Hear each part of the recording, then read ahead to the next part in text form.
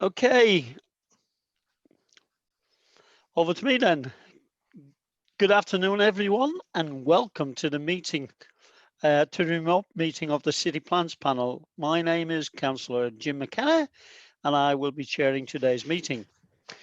The City Plans Panel deal with applications from the city centre, as well as the largest and most significant applications the council receive. The aim of the panel is to hear all the relevant information from applicants, the members of the public, and council officers to help members of the panel make their decision. I would like to start the meeting today by confirming that the meeting of the City Plans Panel meets the requirements of the council's constitution, even though members of the panel are in remote locations. While items today will be fully discussed, as is usual, remote attendance require a few slight changes as to how I will manage the debate. Therefore, can all attendees mute their microphones unless I invite them to speak? This will avoid disruption from background noise. Can all participants keep their cameras on during the meeting? And obviously that has changed a bit, that advice, so we'll stick with what we say. If it helps us and we're losing connectivity, then do please feel free to switch them off. All participants will be invited to introduce themselves at the start of the public session to make it clear to public observers who will be involved in the proceedings. I ask for your assistance and patience while I go through this process. In order to avoid any disruptions to the meeting, should I lose internet connectivity, can I propose we appoint a vice chair who could step in during my absence? I therefore move Councillor Caroline Groon and invite another member to second that motion. Happy to second, Chair. Thank you, Dan. I'll allow a few seconds. I'll take a vote by assuming your silence is approval. Is there any objections? No, we can move on. Could I now invite members and officers to introduce themselves and mute your microphones once you're introduced yourself? I'll start in alphabetical order with Councillor David Blackburn. David. Good afternoon, Councillor David Blackburn, Feeney and Wortley Ward. Thank you. Councillor Campbell. Good afternoon, everyone. Councillor Colin Campbell. Thank you, Colin. Councillor Peter Carlill. Good afternoon, everyone. Councillor Peter Carlill. Councillor Dan Cohen. Good afternoon, everyone. Councillor Dan Cohen from the Woodley Ward. Councillor Al Garthwaite.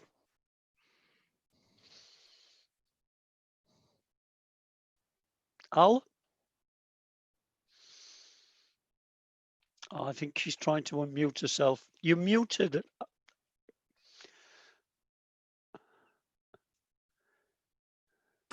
Sorry, it wouldn't do it. That's fine, thank you. Councillor Al Garthwaite, heading in Hyde Park Ward.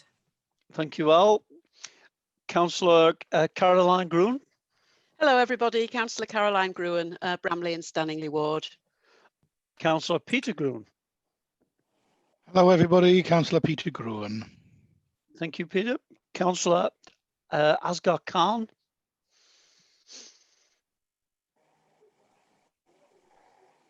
Okay, we'll come back if need be. Hi. You there, are Chair? you? Yeah, I'm here. Councillor Asghar Khan, Councillor for Birmingham Trust and Richmond Hill. Thank you. Thank you, Asghar. Councillor Graham Latty. Good afternoon, Councillor Graham Latty. Councillor Elizabeth Nash.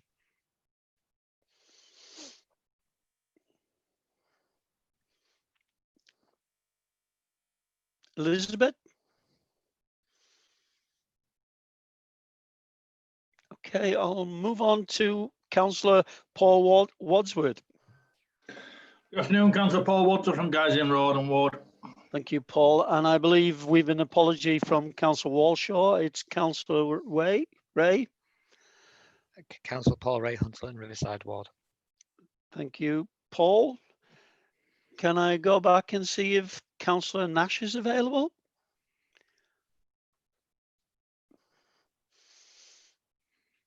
No, has she dropped out, John? I'm just checking now, Chair. Hmm. Yeah, I can't see her. Okay, she'll probably find a way back in, and then maybe we can introduce her. Can I go to officers now, starting with David Feeney? Good afternoon, everybody. David Feeney, Chief Planning Officer for Leeds. Thank you, David. Daljit Singh? Afternoon, everyone. Daljit Singh, Group Manager, Leeds City Council. Thank you, Daljit. Martin Elliott? Good afternoon, Martin Elliott, Head of Strategic Planning. Thank you. Paul McGrath? Good afternoon, Paul McGrath, School Place Planning Officer, working in the Sufficiency and Participation team. Thank you, Paul. Tony Clegg? Good afternoon, Tony Clegg, Team Leader in Planning Services. Thank you, Tony. Jenny Fisher?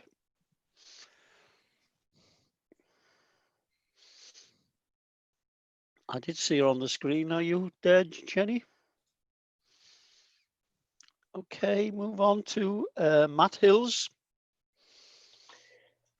Chair, I'll be the lead legal officer for this meeting, Nikki Deol from Council's in-house legal team, and in the event that I lose connection, I have Miss Plumtree Barley as my support. Okay, that's fine. Thank you, Nikki. Gillian McLeod. Good afternoon, Gillian McLeod, Transport Development Services Manager. Andrew Tickett. Are you here, Andrew? Andrew isn't here, Chair. Okay. We're relying on my my IT. Okay, let's hope it keeps operating. Pam Warburton. Good afternoon, Pam Warburton, Services Team Manager. Thank you, Pam. And finally, John Grieve. Good afternoon, John Grieve, Governance Services, and I'll be clerk in today's meeting. Thank you. Moving then to the agenda. Over to you, John. Item number 1. Under item number 1, there are no appeals against the refusal of inspection of documents. Under item 2, there are no items which require the exclusion of the press and public. Under item 3, there are no let items, but we do have some supplementary information in from the Horsforth Ward councillors, which has been circulated. Yes, thank you. Under item 4, could I ask members to declare any disclosable pecuniary interests? Any disclosures from members? No, I can see no disclosable interest from members. Under item 5, apologies for absence. You've already mentioned it, Chair, but apologies from Neil Walshaw, and we've got Councillor Paul Ray stepping in. That's fine, thank you. It just occurred to me on item 2, John, I know it might be a silly question, but if exclusion of public, press and public, how would we do that remotely? Has any thought been given to us? Should it be relevant? Not yes. for today. Sorry, yes, go ahead. Yes, Chair. If we need to exclude the press and public, we can put participants in a waiting area. We can switch the webcast off, and then we can have our members and officers can have a private discussion. And then lovely. And then we can rejoin the meeting, and everybody else can if need be. We have practiced it, so we know what we're doing. Well done, John. You've planned everything. Well done. Brilliant. Okay. The minutes of the previous meeting. They are not yet available, so we won't be going there today. So if we could, can we go on to the main item, agenda item 6, construction of 152 house dwellings at Horsforth campus, Carvaley Lane, Horsforth. Could I invite Tony Clegg, the planning officer, to come in at this stage? Tony? Yes, thank you, Chair. I think we'll be moving to the slides, which hopefully you'll be able to see shortly. If we could just go to slide 2, please, Pam. Thank you. So this is a full planning application for 152 affordable dwellings on the site of the former Horsforth campus of Leeds City College on Carvely Lane in Horsforth. If we could go to slide 3, please. So this is an aerial photograph combined with the site boundary overlain on that in red. The college campus site is towards the centre of the redlined area. To the south below that, you can see an open area, which is also part of the wider campus site. And to the north of the college buildings, a grassed area which was used as a sports pitch by the college. To the west of the Red Edge site, you can see the outer ring road, and further to the north is the A65, and you can just about see Carvely Lane, which leads from the A65 near the Finkhill Horsforth roundabout down into the site. Just near to the bottom right of the this image, you can see that there is Horsforth Newlays First School. If we could move to slide number 4, please. This is just a slightly closer aerial view. You can see the former campus buildings and areas of car parking. And if we could now go on to slide 5. So this is the view from the A65 at the junction of Carvely Lane, which leads to the site where the silver car is turning in. And on to slide 6. This is from Carvely Lane, and looking at the entrance from Carvely Lane into the application site, the entrance to Horsforth Cemetery on the left. And the next slide, please. This is one of the main campus buildings, and we can go on to the next slide. Again, campus buildings, including the distinctive tower, which can be seen from quite a wide area. And I should say that these photos were taken some years ago, before the campus actually closed, I think in 2017. But at this time when the pictures were taken, the campus was still in use as a teaching facility. So if we could go to slide number 9, please. This is the proposed site layout plan. It's oriented, just for information, it's orientated differently to the images you've just been seeing, in that the north of the north is to the right. So if you like, the top of the image is roughly west. I'll just say a few words about the site layout here. You can see, if you look to near the top right of the image, that there is a single vehicle access into the site from Carvely Lane. Above that, and it might not be visible on this particular image, but there is a separate access to the site for pedestrians and cycles only. And that then runs all along the western boundary of the site, adjacent, running parallel more or less to the outer ring road, to connect up with the remainder of the site and with the open grassed area which lies to the south of the site, or to the left of the image that you're looking at. There's another cycle-only route to the bottom of the image, which you possibly can't see, but it's another shorter cycle route that leads along the eastern boundary of the site.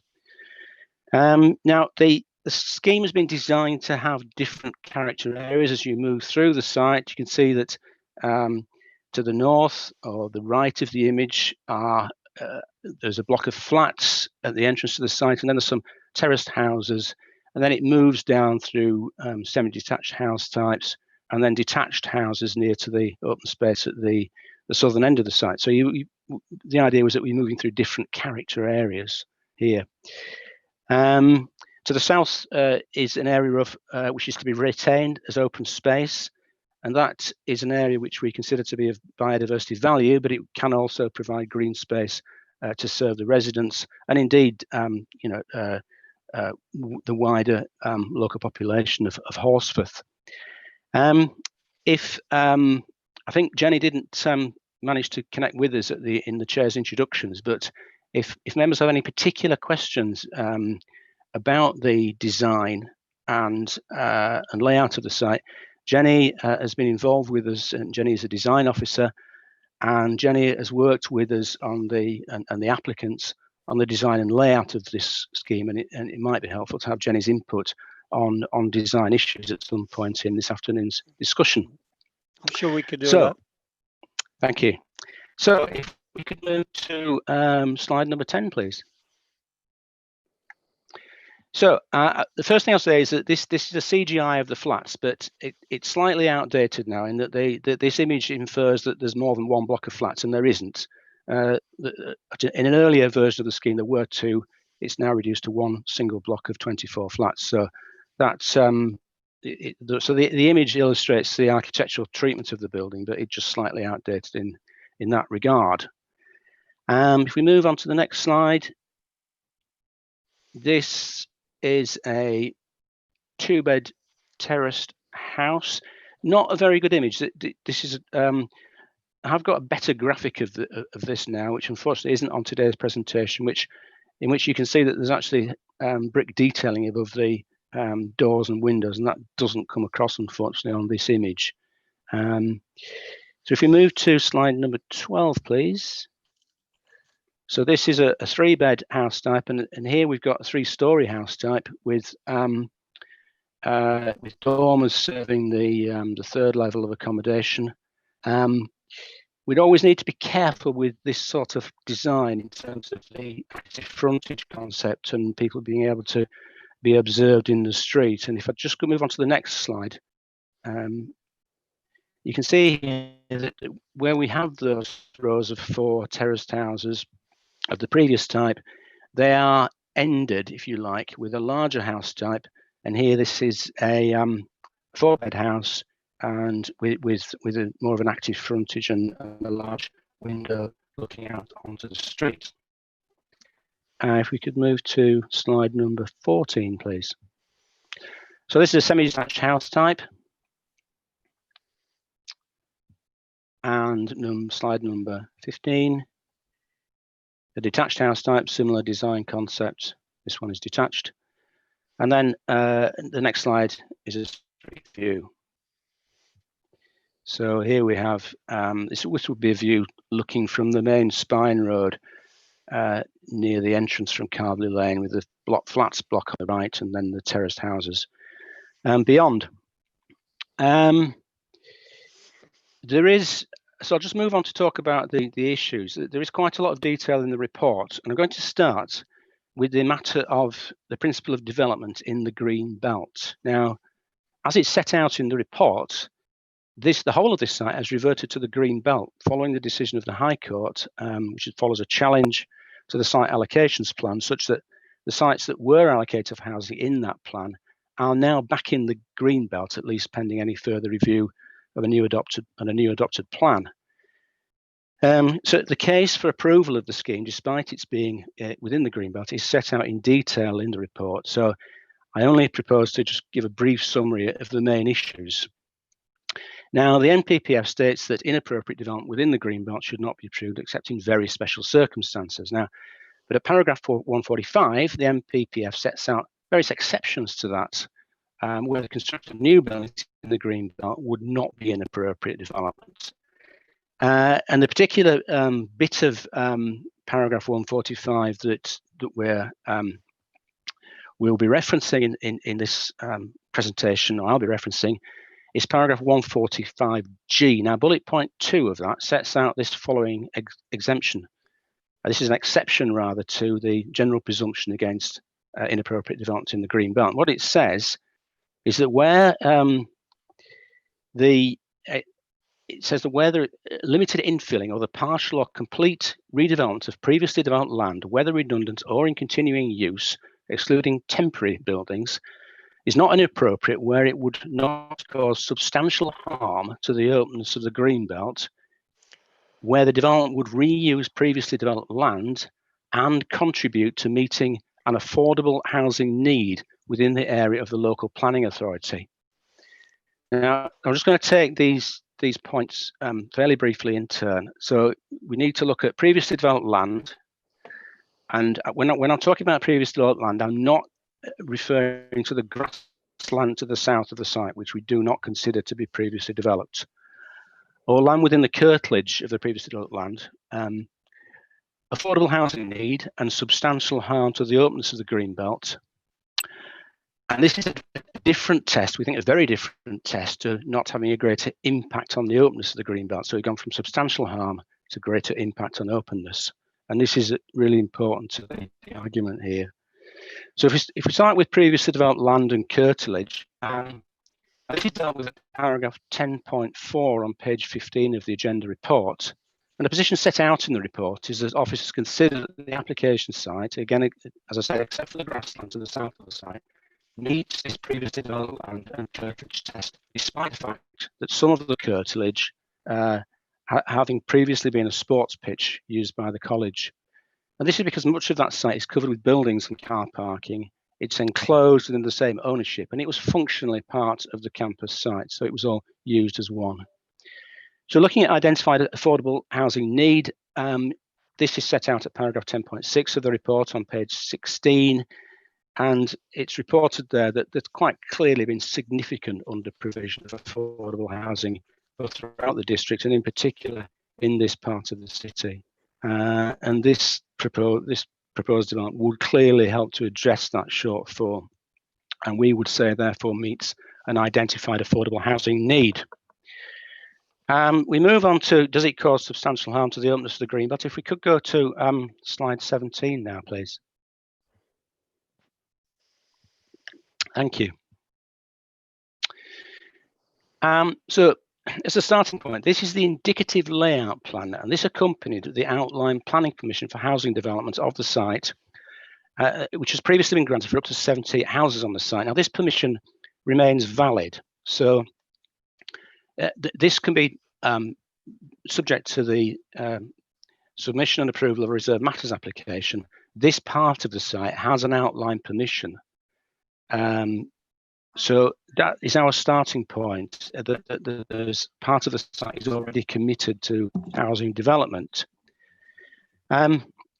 So coming back to the test, we're required to apply a test of whether there is substantial harm to the openness of the greenbelt. Now, because of the self-contained and enclosed nature of the site, the adjoining roads and the built-up part of Horsforth adjacent, the view of officers is that this test is met, and that there is not substantial harm to openness. And it was this analysis that led to the site being brought forward for housing through the site allocation plan process in the first place, albeit that plan has itself now been quashed by the High Court. Now, should the panel have any specific issues relating to Greenbelt site allocations plan, if you like, the wider strategic and forward planning issues, we do have Martin Elliott, our head of strategic planning, in attendance at the meeting, and I'm sure that Martin may be able to assist the meeting with issues of that nature. So if we could go to slide number 18. Tony, can I just stop you there? Can everyone who's not speaking mute their microphone, please? There is some background interference at this stage, so check and make sure that you're on mute at this stage unless you're speaking. Thanks, Tony. Thank you, Chair. So just moving on through, so that is the Greenbelt argument, which is obviously very briefly summarised. It's set out in more detail in the report, and Martin may be able to assist the meeting. I'm sure he will be able to assist the meeting if members have more detailed questions on that sort of issue. If we, I'll just have a run through some of the other issues. Climate change is obviously key to the consideration of any application of this nature. We would consider this a sustainable location. It's on the edge of the urban area of Horsforth. It's got good access to bus services on both the Ring Road and the A65. The scheme has been designed to encourage walking and cycling. I've mentioned the cycle and pedestrian-only routes through the site before.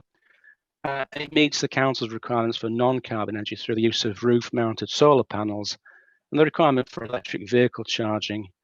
And again, there's more detail on these points in the report. The site, in terms of trees, the site has a healthy quota of existing trees. So the survey indicates 169 individual trees and groups of trees. The majority of these are retained, and there will be replacement planting on the basis of at least a 3-to-1 basis. The applicant has made a further commitment to plant 5 trees for every house built.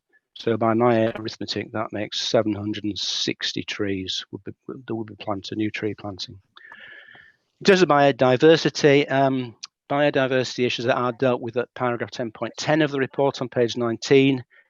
In addition to the matters that are set out in the report, I can also say that the applicant did produce a biodiversity net gain assessment of the proposed development using the DEFRA 2 metric, and this shows, we believe, that the site can deliver net biodiversity net gain through new planting and through management of retained natural areas. There is also a biodiversity management plan which has been produced for the area of ecological mitigation to the south of the site. And this includes for measures such as new tree and hedgerow planting and pond creation. Now, Richard didn't make your introduction rather at the beginning of the meeting, Chair, but Richard Marsh, who's our ecologist, is attending the meeting. I know he's here. And Richard, I'm sure, would be able to help us with any specific questions about biodiversity that members of the meeting, panel members, might have on this. The agenda report also addresses matters of landscaping and provision of on-site green space, which is well above our normal policy requirement for on-site provision of green space. On highway matters, obviously Gillian is here and will be able to help us with highway matters if there are any specific issues. These are summarised at paragraph 10.16 of the report on page 25. And certainly we recognise that local congestion is a key concern of ward members and local residents. But we would say this does need to be looked at in the context of the previous use of the site as a college campus, which did generate significant traffic, and the fact that there is an extant planning permission for up to 70 houses on the site. Now, a table which shows the net predicted impact of the development on car trips is included at the foot of page 25 of the report. There will be sums of money required through Section 106 agreement, and that includes for £250,000 worth for off-site highway works, £76,000 for travel planning, which will include provision of a real-time bus display on Broadway, bus-only metro cards, a car club parking space, and funding for a travel plan coordinator.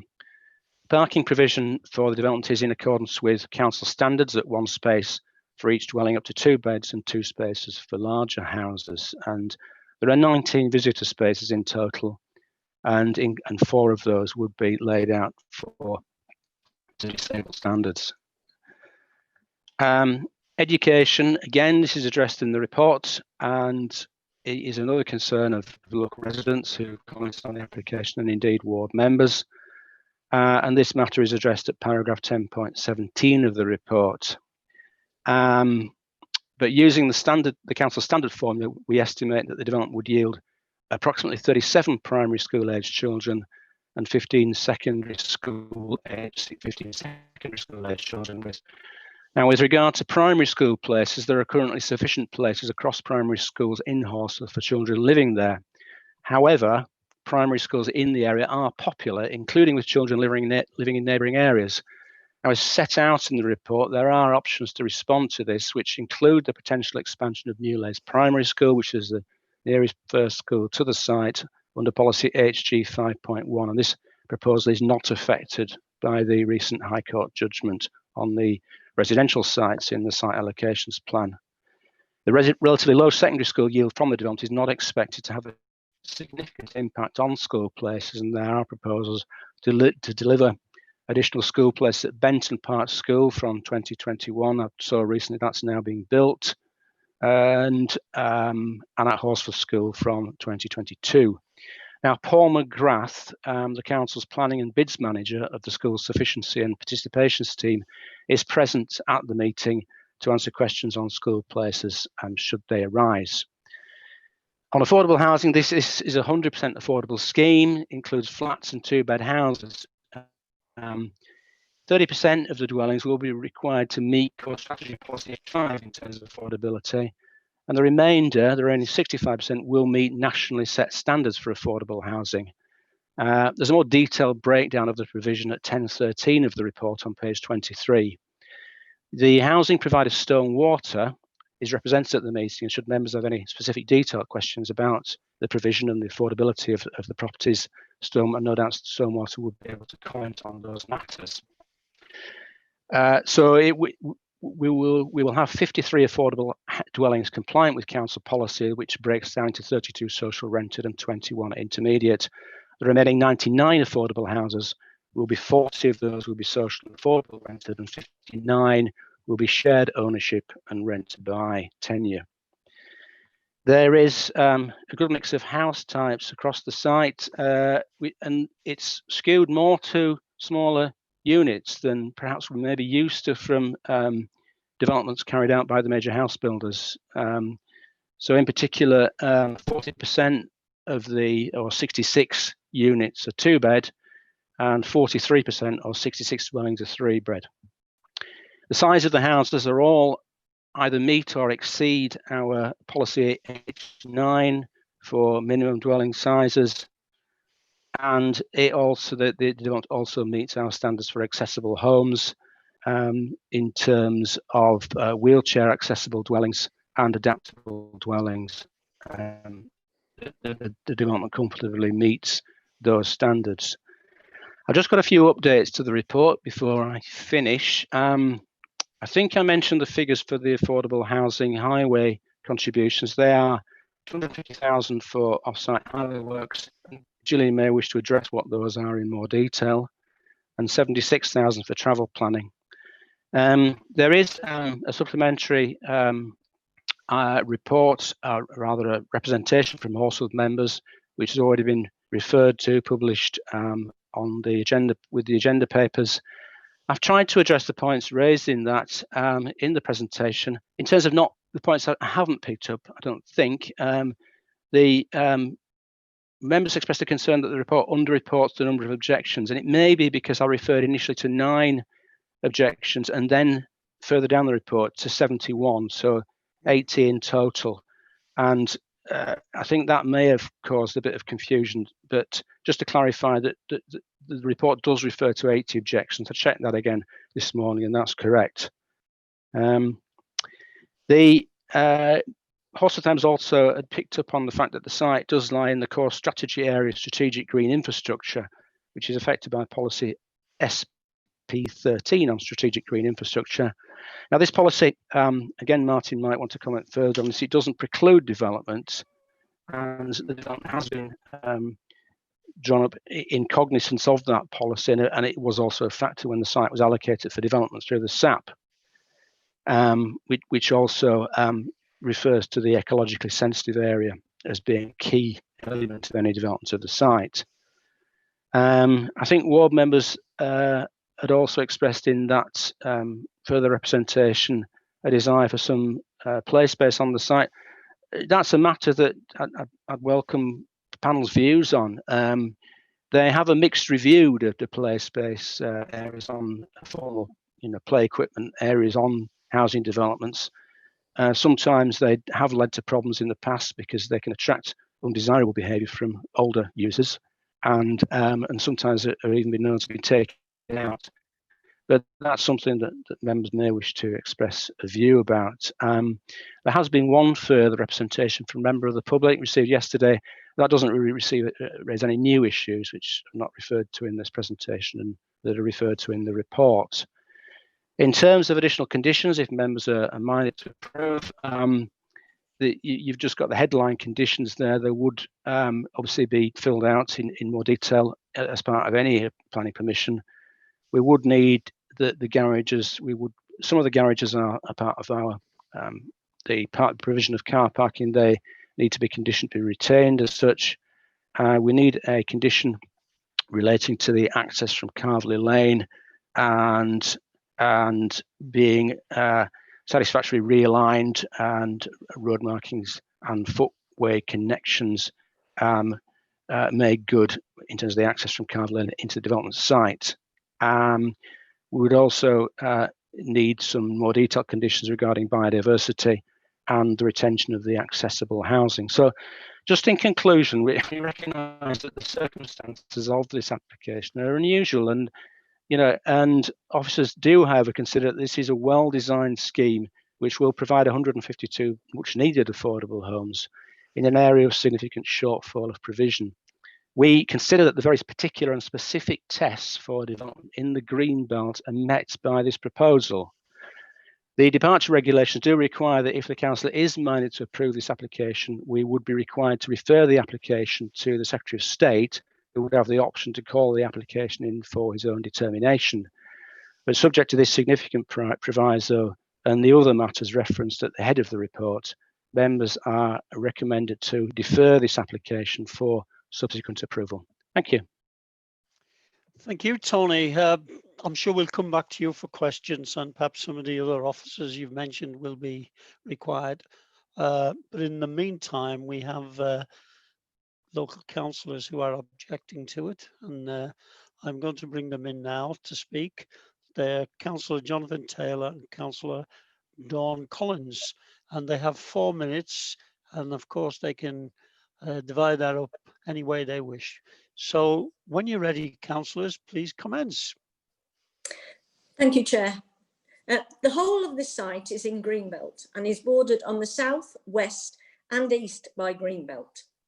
We appreciate that the NPPF allows building in Greenbelt under special circumstances, and this could be development of affordable homes. But in addition, the site is shown in our core strategy as being part of the city's strategic green infrastructure and part of the Leeds habitat network, and cannot just be considered infill. Our city's spatial vision and objectives stated in the core strategy say we need to protect and enhance green infrastructure, strategic green corridors, green space and areas of important landscape character, taking the opportunity to improve their quality, connectivity and accessibility through the development process. This is stated on page 25 of the core strategy and is not listed somewhere deep in the 158-page document. This development does not do this. It is proposed to build on 2/3 of the site, only leaving 1/3 of the site for wildlife. It is also unclear at this stage as to who will look after and continue to improve the site in the future. This could become a burden on the city, as once the development is complete, the location to the south could become the responsibility of the council. Highways.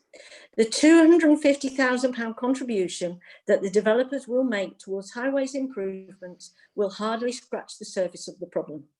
It is false to suggest that the money the developer will provide will be enough to mitigate the additional problems this development will bring. There are too many houses for the area proposed.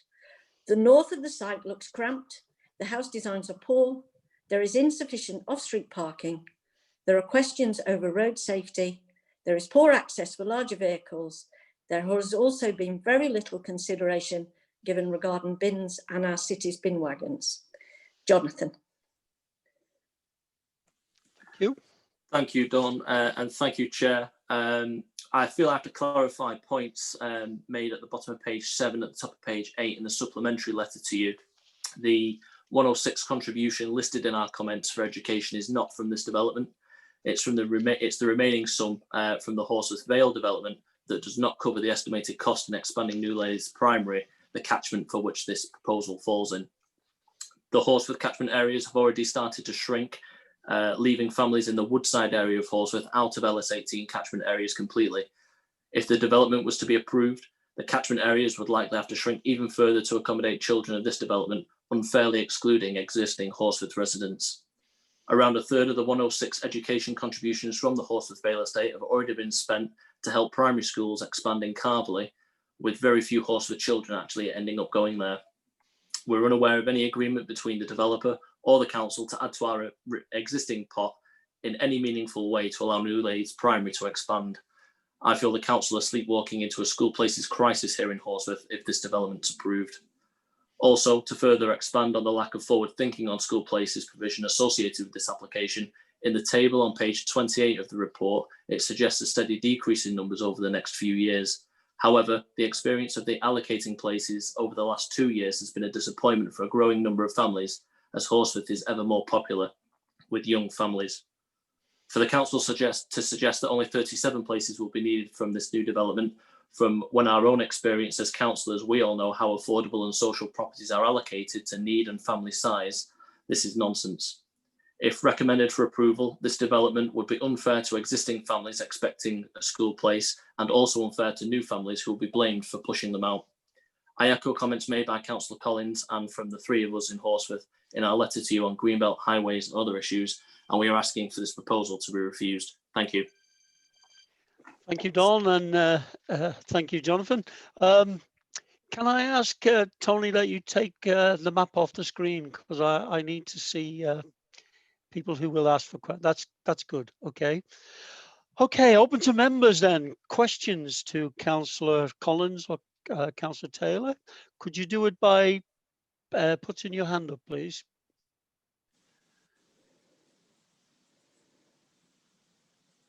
I see Dan Cohen first. Dan. Thank you, Chair, very much. This can be to either Councillor Collins or Councillor Taylor.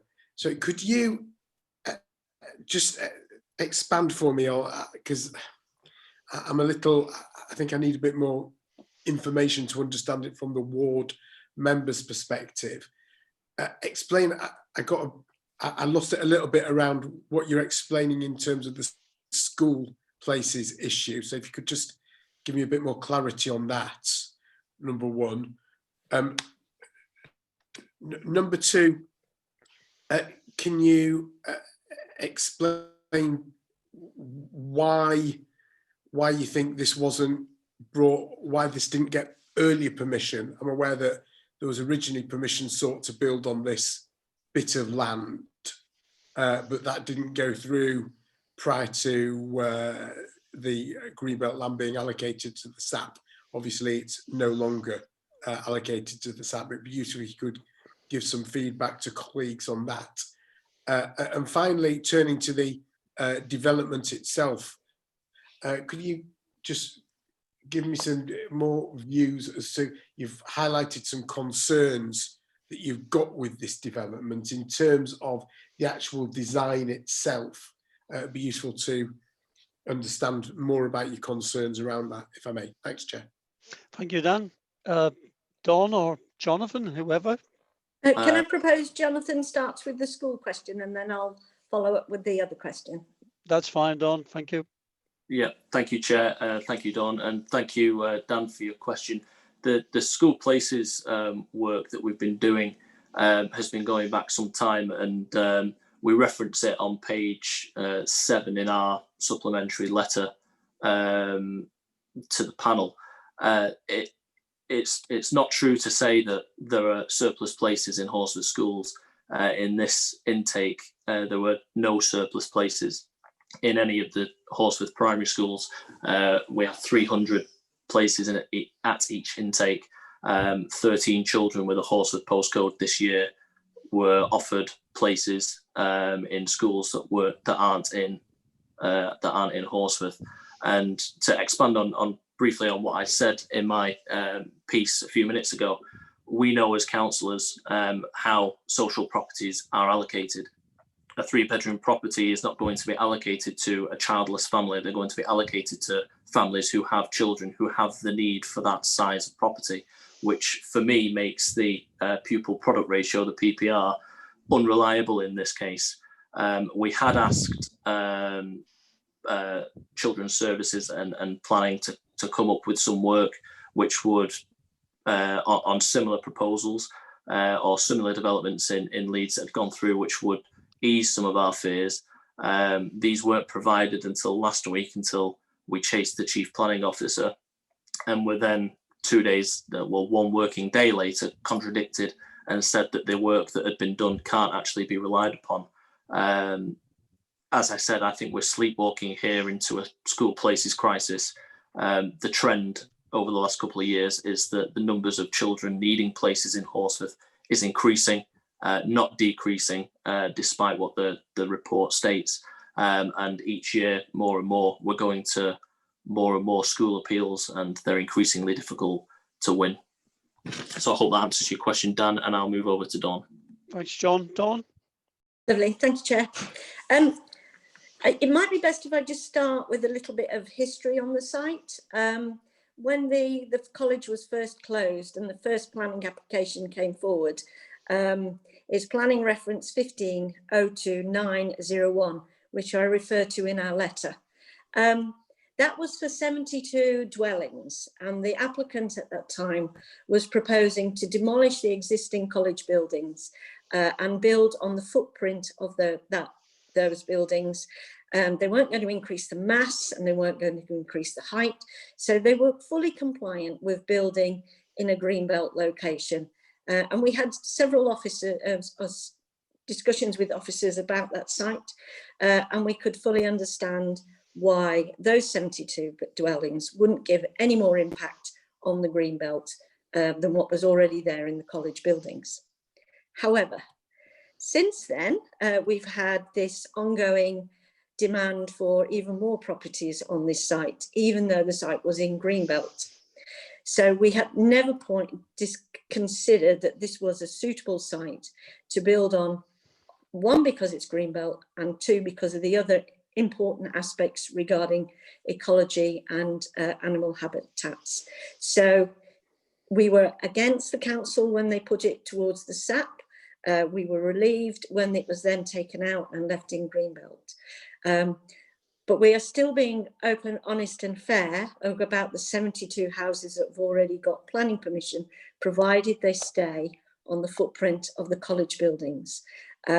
So that is our concern, is we're trying to be reasonable and saying, yes, 72 is there, doesn't conflict with anything in the MPPF guideline, won't give such a significant problem to the people of Horsforth. What we do object to is that number doubling. I hope that answers Councillor Cohen's question. Thank you, Dawn. Can I move on now to Councillor? Sorry, Chair, it half does, but it doesn't fully answer part of okay. My understanding, and Councillor Collins will correct me if I'm wrong, but when the initial application was made for those 72 houses, my understanding was there was an appetite at that point to look beyond that original footprint into the wider green space that was unequivocally knocked back because it wasn't appropriate. That certainly wasn't the ambition of any councillor. And I not the councillor, the developer. They did have a phase 2 that they brought to the meetings, but at that point it was still greenbelt. That's the point. So that was Councillor not brought. To be clear, the point I'm making, and I'm trying to get clarification, my understanding is that the developer originally sought to bring something forward, but was told, no, you cannot bring that bit forward because it's greenbelt. Is that correct? That is correct, yes. That was my understanding. Thank you, Councillor Collins. Is that okay? Sorry, thanks, Chair. Yes, that's... Yeah. Okay, moving on then. I'll call Councillor Elizabeth Nash. Yeah, hello. Firstly, could I say I had great difficulty getting back into the meeting. As you know, I joined the meeting. I was complaining about a dark screen, and then suddenly the sound went off. The person who was supposed to be on duty for any difficulties like that was at lunch. So it took me a half an hour to get back in. Fortunately, I have thoroughly read the report. Now, if I could just leave the greenbelt issue aside for one moment, I hear what is being said about education provision in Horsforth, but then does that follow that you would be against any development anywhere in Horsforth because there are insufficient places in the schools. John? Am I okay to come back, Chair? You can, Jonathan. Thank you. Thank you, Councillor Nash, for your comments. I think it's a difficult one because there is some funding allocated to expansion of new lathes. There's still a significant number, a significant amount to find to expand it for another form, around £2 million. The need to address this is now, and when the council haven't even completed the feasibility study, I mean, it's in the SAP. I mean, that's all well and good, and we would look at those plans when they come in.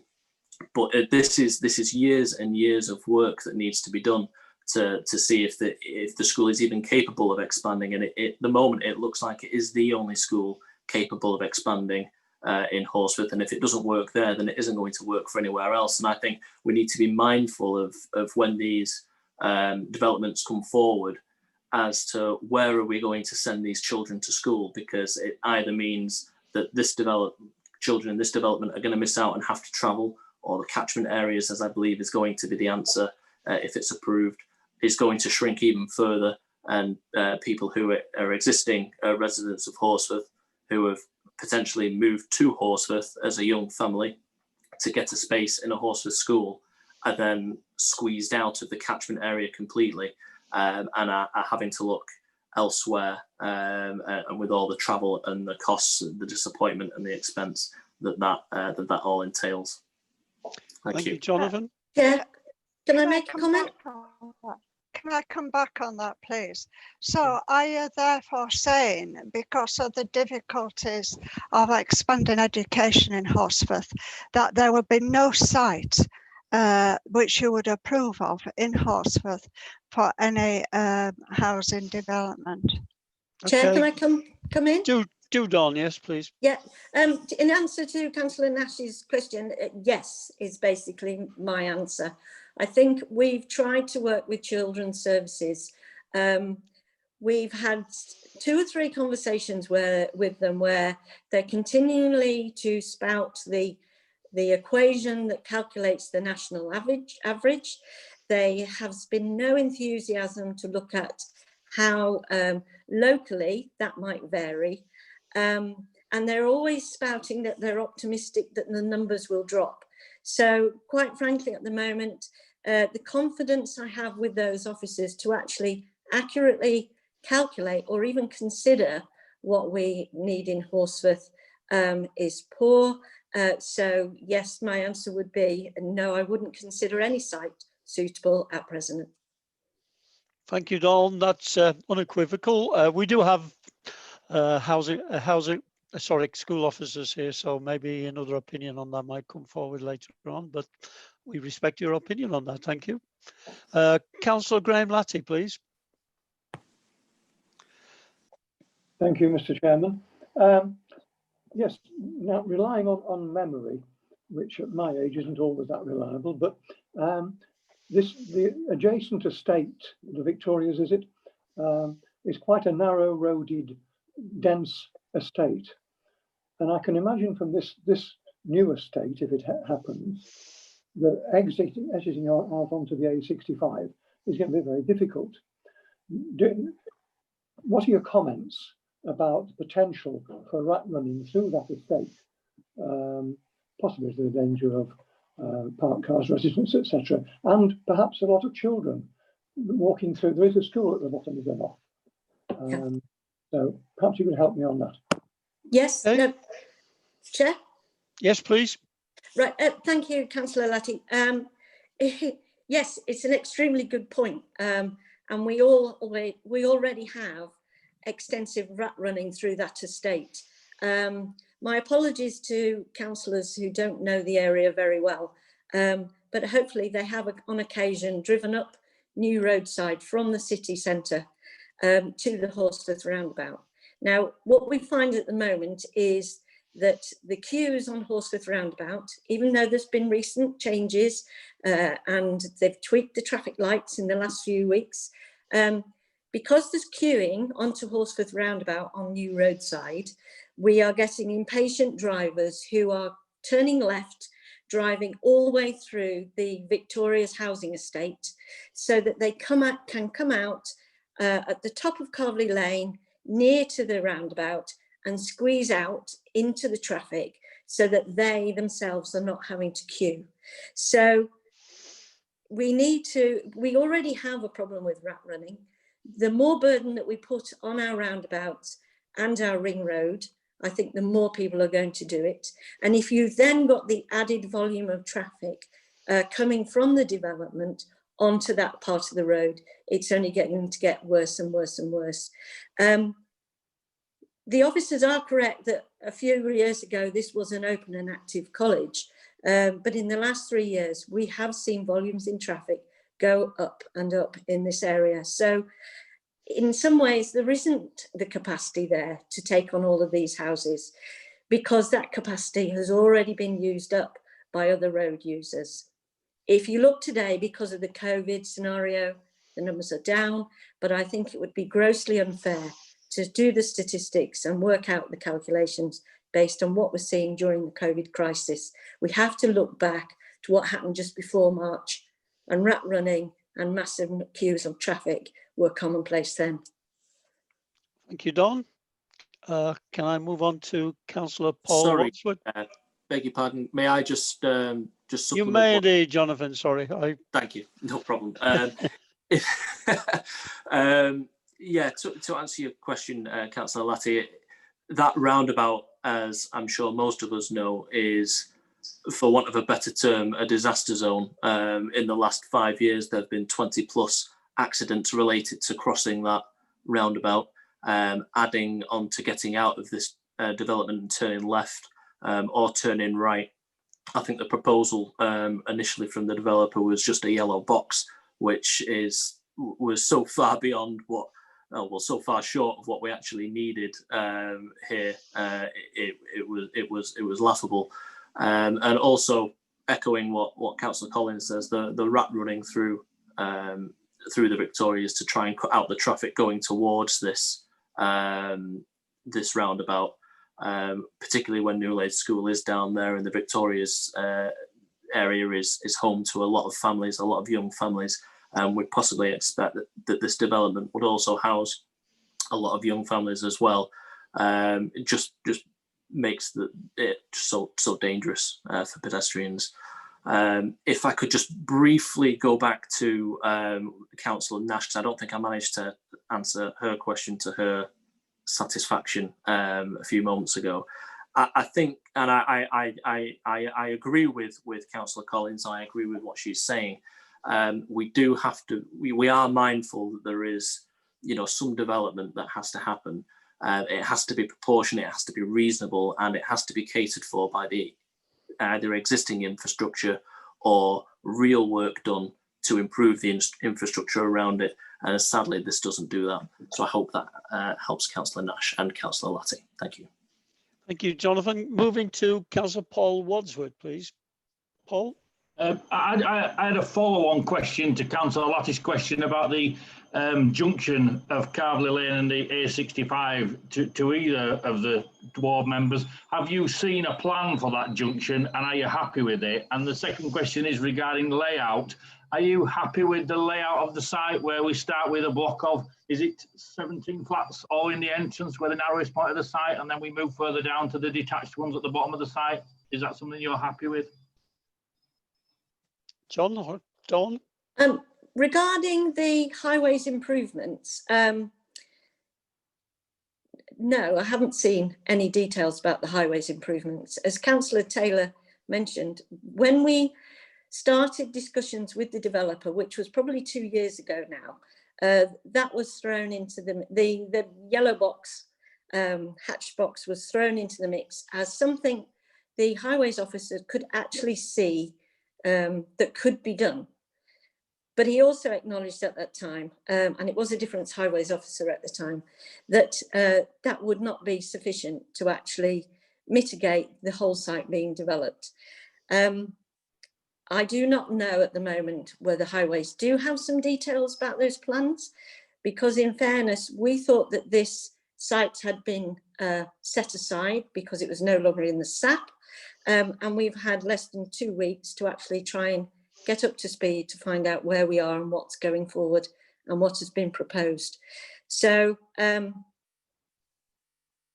I don't know what the designs are. I would suspect from other conversations we've had with officers regarding the highways improvements in the area, that there needs to be significant change on the ring road and to the roundabouts, because they know that there's potential problems there, or well, the real problems there already, which is why the council has paid for a serious review of the roundabout and has put significant funding together to actually do a proper analysis of what's needed in that area. There obviously was concerns when it was the 72 houses coming out on that same junction, but that was not ignored, but felt that that was not as significant as it currently is with doubling the number of houses. Does that help? Did you want a quick word, John? Yes, please. Thank you, Chair. You might notice, Councillor Wadsworth, as you go through this, that the sequence of the lights has changed, which is pretty much the limit to what highways are able to do at the moment on the existing footprint of the roundabout. They've tinkered with so if there's extra cars coming one way, then the green light stays on a little bit longer than it would usually do.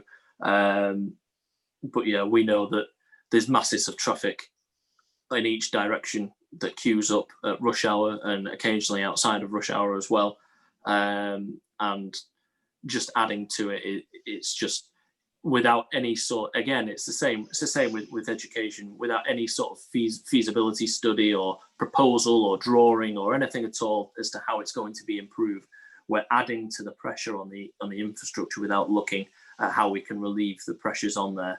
And at least the start of the work, at least show us something to state that there's a view or a vision as to how we're going to resolve the issue at this stage, but there isn't even that, sadly. To answer your other point, Councillor Wadsworth, I'm not happy about the huge building at the entrance. It was a field, and my hope is that it would remain a field, not be developed upon, and to have the massing at the start or the entrance of the development, as opposed to maybe further in or towards the side of the ring road, is bad design in my view. Thank you, Don. Jonathan, thank you, Don. Moving on to Councillor Garthwaite. Al, please. Yes, thank you. I want to go back to Councillor Nash's question, really, which Councillor Collins answered, and then Councillor Jonathan Taylor mentioned in some way, where in your letter that accompanies the main objections letter, you say that the outline planning application for up to 72 dwellings was acceptable to local Horsforth councillors at the time it was submitted.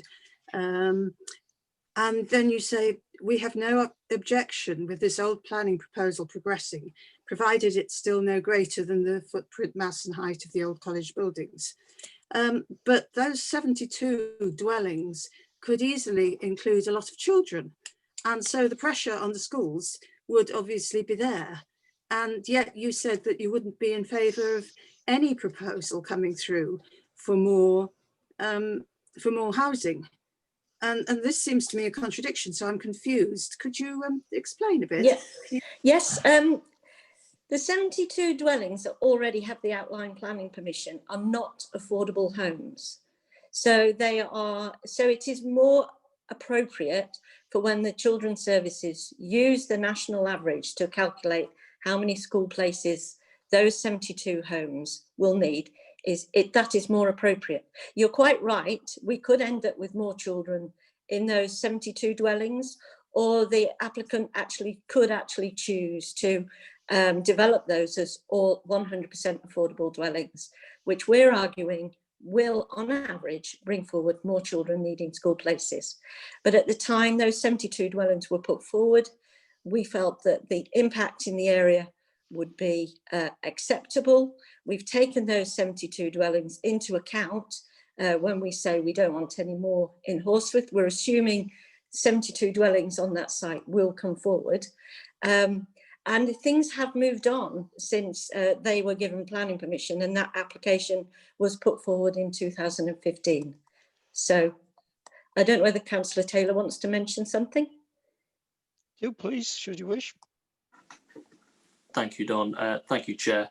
Yeah, as I tried to explain in my answer going back to Councillor Nash, we're assuming that the 72 is going to go forward. We are, and we're not against proportionate development in Horsforth. There is a need which we're hoping can be appropriately addressed. And when Stonewater came forward, as Dawn says, a couple of years ago, and we had our initial discussions with them, and the ideas, and they seemed like they were a different type of developer. And as I think we've put in our letter, sadly, it just seems the design, everything seems to be the bare minimum now. It's a very squashed site.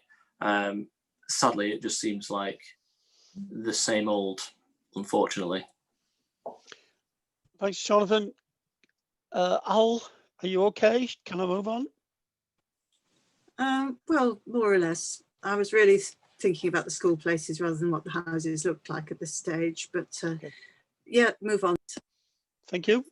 Right, and I see no more hands, so I take in that concludes questions that members would wish to ask Dawn and Jonathan. Can I at this stage then thank John and Dawn for their contribution and invite Mr. Brock from the developers to come forward? Or not come forward. I think I'm sitting around the table, don't I? I'm talking about a virtual table, sorry. Mr. Brock, are you here?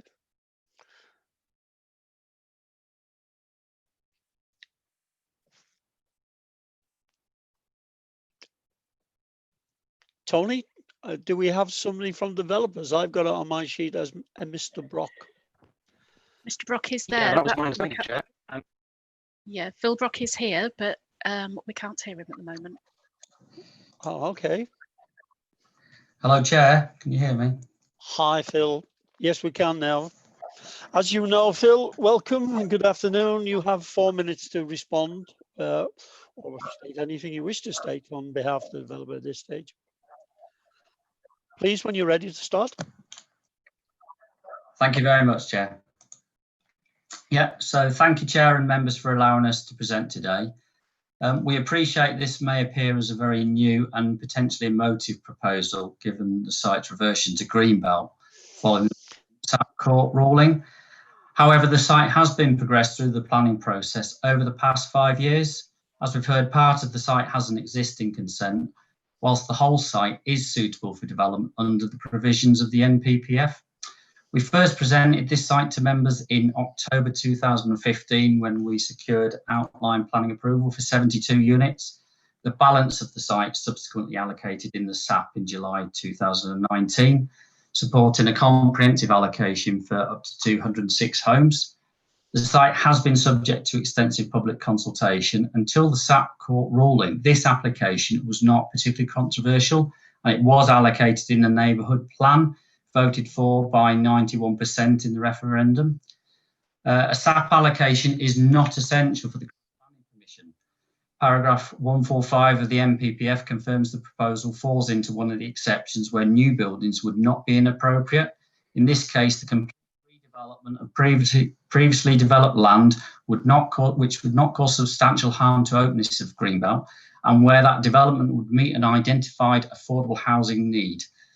As outlined in your officer's report, this position has been supported by the Planning Inspectorate and the Secretary of State in the Oxford Brookes campus decision in April this year. Affordable housing is in short supply across the district, but the need is particularly acute in Horsforth. In December 2018, nearly 2,000 people were on the Horsforth waiting list, including 400 in the highest category of need, which is Band A. every 2-bed affordable home was subject to bids from 260 households, whilst the average waiting time for a 3-bed home in Band A was almost 2.5 years. So it's important to stress that all 152 units are proposed as affordable, delivering the 35% policy requirement, which is 53 units plus another 99 on top. Subject to planning, Stonewater intend to complete the development by 2025, providing a substantial number of affordable dwellings to help address the significant unmet need for local people in the short term. And it'll be a mix of social rent, affordable rent, rent to buy and shared ownership. The benefits of the proposal go far beyond the affordable housing, involve reuse of a previously developed site in a sustainable location, public access to over 3 hectares of new green infrastructure, and significantly will secure the long-term management and enhancement of protected habitat areas. In recognition of the climate emergency, every house will benefit from PV panels. It will deliver economic benefits, including employment opportunities in construction supply chains and through investment opportunities created for Leeds City College. The college is a non-profit organisation and need to raise their own funding to deliver education within Leeds. Horsforth's surplus site was vacated in 2017, and the college with the council have sought an appropriate rationalisation strategy through a planning application and site allocation process. The SAP process and the court ruling has created a critical gap in the college's capital programme and will impact on education provision in the city, and it creates a significant burden holding cost for the college. So in conclusion, the proposal does not rely on a SAP allocation. The site has approval for 72 units on the developed part of the site. The NPPF allows for development both on the developed footprint and associated curtilage in this case.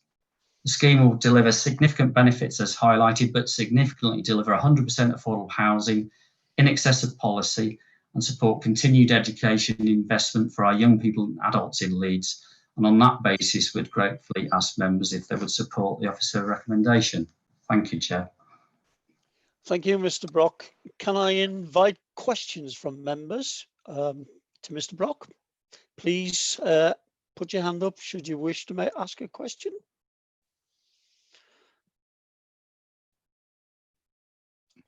So I think, Chair, you've got my hand up already, I think. I haven't seen it, but I have now, Peter. Please come in. Thank you very much. I think we might benefit from having up slides 11 and 12, if colleagues could go back to that. Okay, can you do that, Tony? Well, it'd be Pam is in charge of the slides, but I'm sure Pam will be onto that now, yeah. While we get those, Mr. Brock, yes. I don't want to ask you anything about what you've actually said, but I would like you to take me through your thought process and those of your architects in coming up with these house types. I mean, how many house types have you got on your books, and how do you develop a development like this in the way that you have? Mr. Brock? Yeah, thank you, Chair. Stonewater have worked in conjunction with their architect to develop a range of house types, but also there's been ongoing dialogue with your design officers having regard for policy, including the Horsforth design statement as well. So the approach to development based on this comprehensive layout really has been to look at creating a higher density development towards the northern end of the site, towards the built up area with Horsforth, which is where the apartment blocks are located, and then moving towards lower density development towards the southern end of the site as you move towards the large scale ecological area that will be maintained as part of this development site. So that's sort of the overall approach towards the design philosophy in terms of the apartment house design and the lower densities towards the southern end of the site. In terms of individual plot designs, there's obviously been reference to the local urban grain in terms of the immediately adjoining area, which comprises, a mixture of brick, stone houses and some render houses. So the approach really is to produce materials that are largely brick with some rendered areas, and obviously some more contemporary appearance buildings, including the apartment blocks, which are proposed to be from artificial stone. So I think that image that's been shown up there is probably one of the it's one of the A-type houses, isn't it? Which is probably one of the more traditional brick-built designs. So it's just a conventional brick style property with a grey tiled roof, which will have a thin profile. As I said, that design has evolved through discussions with your colleagues in your design team. In terms of putting any particular architectural expertise on it, obviously I'm not the architect behind the scheme, and unfortunately we don't have members of the architectural team available. But hopefully that sort of can give you a general feel in terms of the way that the scheme's been approached. Peter, we do have Jenny here, our design specialist. Come in, Peter, should you wish. Yes, if I may come back. I'm sorry, that's my cuckoo clock going off at the same time. So apologies for that slight hilarity. But I wanted to give Mr. Brock the opportunity of explaining the thinking and why he's satisfied with these house types and the layout. I'm happy to leave it here, but Tony Clegg can expect me to come back to that when there are questions to officers. Okay, did you want slide 12 as well, Peter? Well, I think if you go through that exactly, there's slides 14 and 15, and they all illustrate the point which I'm making. Look at that one, yeah, which my colleagues will already have understood what I'm getting at. Yep. And Mr. Clegg will as well, I'm sure. I'll come back to it, Chair. Thank you. Yes, you'd be welcome. Pam, Sorry, Chair. Do you want to come back, Mr. Brock? Yeah, sorry, Chair. It was only to say, I suppose the slides do demonstrate that there are a variety of house types. I mean, there is a accommodation schedule, which I think is on the layout drawing that was shown in one of the earlier versions of the slide. So I think that the house types are labelled from type A through to type L. I haven't counted the individuals house types altogether, but 1, 2, 3, 4, 5, 6, 7, 8, 9, 10, 11. So there's 12 different types, and obviously there are the apartment blocks. So there is quite significant variety in the street scene, and I appreciate you're only seeing a number of the house types in isolation. I suppose I just wanted to make that extra point because I know Councillor asked about the house types or the number of house types. Yep, thank you, Mr. Brock. Pam, could you take that off the screen, please? Thank you. And Councillor Nash, I believe you're next. Right. Peter, can you take a hand down? Thank you. Elizabeth. Yes, I think this is putting the cart before the horse.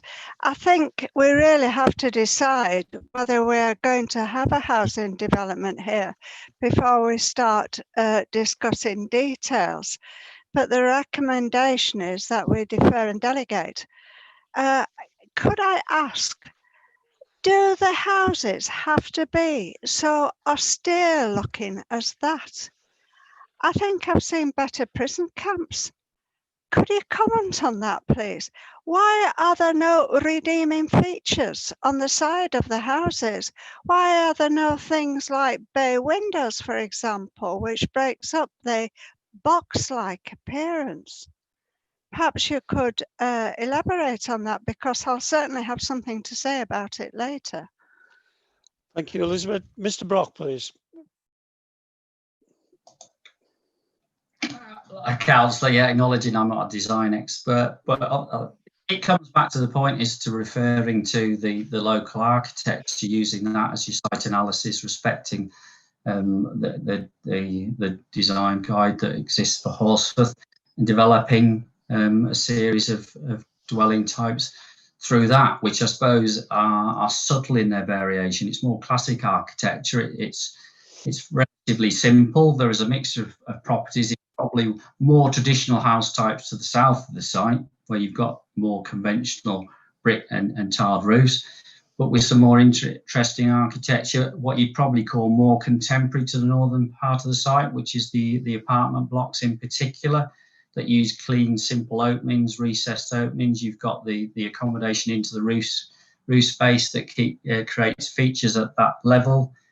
So I think overall, we think it's it's a relatively positive approach. It reflects the local context, but introduces an element of contemporary architecture within it. And obviously, it has been discussed with your colleagues, and we've worked the scheme up to a point where obviously your design officers are satisfied with the proposal. And I appreciate design is a subjective matter, isn't it? Yes. Taste is different for different people. So. But obviously, yes, we're fairly comfortable and positive with the scheme. Okay. Could I come back? Because it is this panel that decides whether your application is acceptable, not our colleagues who are officers. And I don't know what advice they have given you, but to me, they are not satisfactory, and I'll speak about that later. I just have one more question. There has been a point raised about the flats being at the entrance and therefore overbearing on existing houses there. Do they have to be in that location?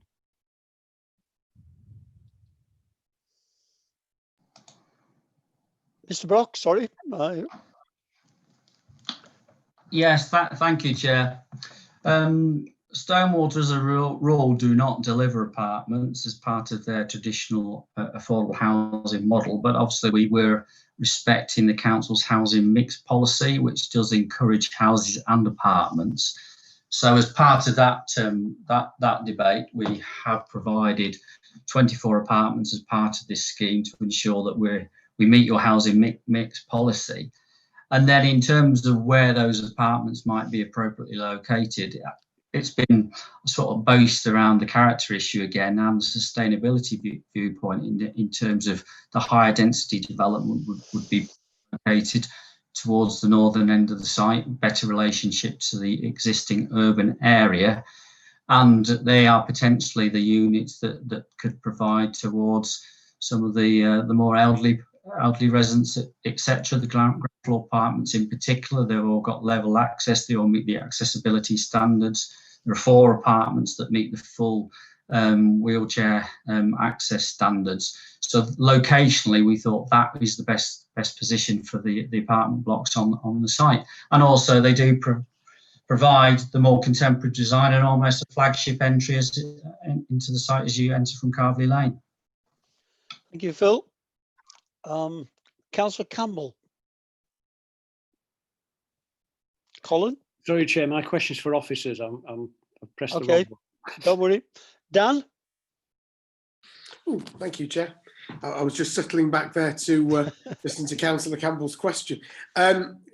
So the south bit of the plot is proposed, as I understand it, to remain as green space, for the moment at least.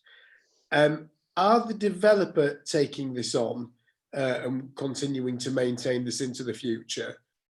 Or is it going to be something that an income stream is going to have to be delivered from the housing to maintain it? Or is it the council who's got to adopt and keep that maintained, and have they agreed to do that? So it's at public expense. Some clarity there just would be quite helpful. Thank you, Dan. Mr. Brock? I didn't quite catch all of Councillor Cohen's query there. I lost his reception, but it was to do with, was it to do with the management of the future maintenance, yes. Oh. Of the, specifically of the green section to the south of the site. Who's responsible for that? Is it the council? No. Is it, make sure that you've got the full question, or is it that the site is going to have to generate income to cover the cost, or is it the case that the developers are going to be maintaining that to the future? Yeah, thank you, Chair. Yeah, the developers will be maintaining that, and the maintenance of that will be secured through the Section 106 agreement that hopefully accompanies any planning permission that's granted.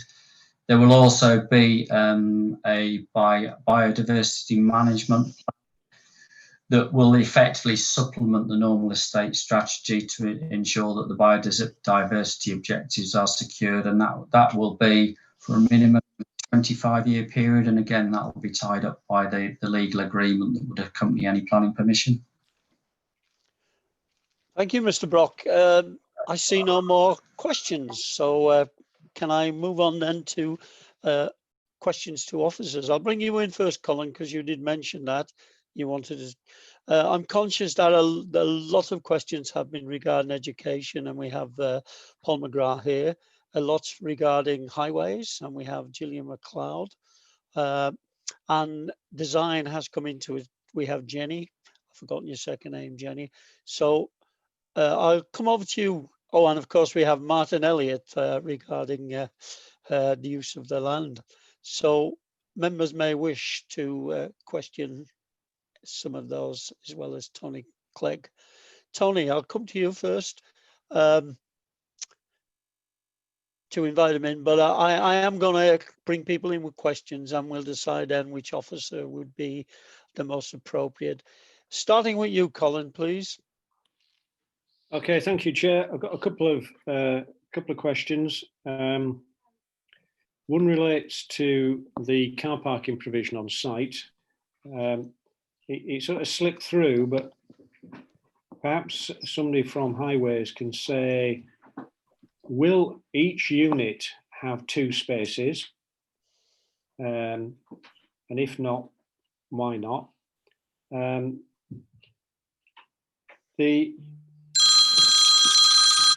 Sorry, that was my phone, Chair. The second part would be in relation to the southern section of the site, which is currently envisaged as open space. Is that in perpetuity? I was just thinking, what would the status if, for example, as part of the review of the Greenbelt sites, which the judge has asked us to undertake, this was effectively put back into a SAP provision. That's my couple, Chair. Okay, that's very clear, Colin. Can we start with Gillian then regarding the Sorry, Chair, I've just remembered the third one. Go ahead. Please, Colin. You're muted. Colin, your microphone is muted. Sorry, I was going to say, I've just remembered the third one. Sorry to interrupt you, Chair. That's fine. The third one was in relation to house type I. And you'd be surprised if I didn't raise this, because as you well know, that type of house, we agreed some considerable time ago not to allow to be built in Leeds because of the possible security implications. And so I was just wondering which senior officer allowed or agreed that this could come forward with a house type which in the past we've consistently refused. Okay. That's it. Thank you, Colin. Oh, sorry, that's mine. We get rid of the next meeting. Could we start with Gillian regarding the number of car park spaces per dwelling, please? Gillian? Yeah, thank you, Chair. So I have a breakdown of the car parking. The 24 flats, which are 22 bed and 4 1 bed, have a total of 21 spaces between them, and they're unallocated, so anybody can use them. There are then 41 2-bed flats, which have, 2-bed dwellings, which have 1 parking space per unit. There are 2 3-bed flats which have 1 space and 1 garage, with the garage being an adequate size for parking a vehicle. And then 64 of the 3-bed dwellings have 2 driveway spaces per unit. We then have 6 4-bed dwellings with 1 parking space in front of 1 garage, and 15 4-bed dwellings with 2 parking spaces, 2 driveway spaces. So I mean, it is in the main, it meets our street design guide requirements, which are for an average development of this scale. Clearly, there's been some consideration taken here on the fact that this is 100% affordable housing. So we do believe that the parking that is provided is adequate, but clearly the visitor parking will all be on street, which is a standard layout acceptance for this type of residential estate. Thank you, Gillian. Is that the answer to your question? Is that okay on the first one, Colin? Okay, moving on then. Which officer is going to do the green space in Perpetuity? Chair, if I could perhaps start with Councillor Campbell's third question about house type I, and it might be helpful if we can go back to the slides here and have a look at slide 12, I think, 12 and 13.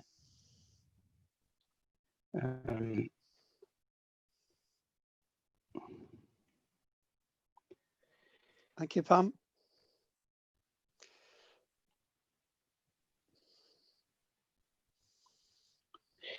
Right, yeah, that's a good one, thank you.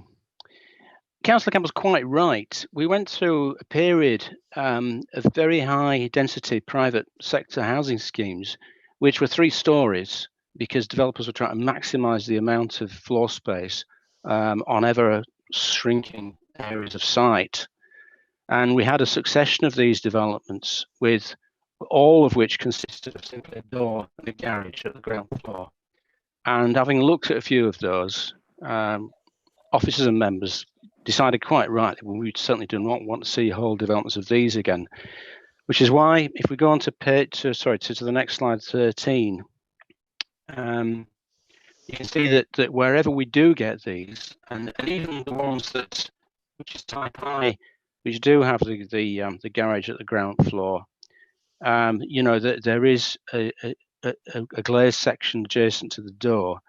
But you can see that they're not bookmarked, because I think typically there's a row of 4 of these and then a house at the end. So there is that surveillance of the street, both from the windows that are integrated into the design of type I, and also that variety in the street seen through the introduction of the larger house type.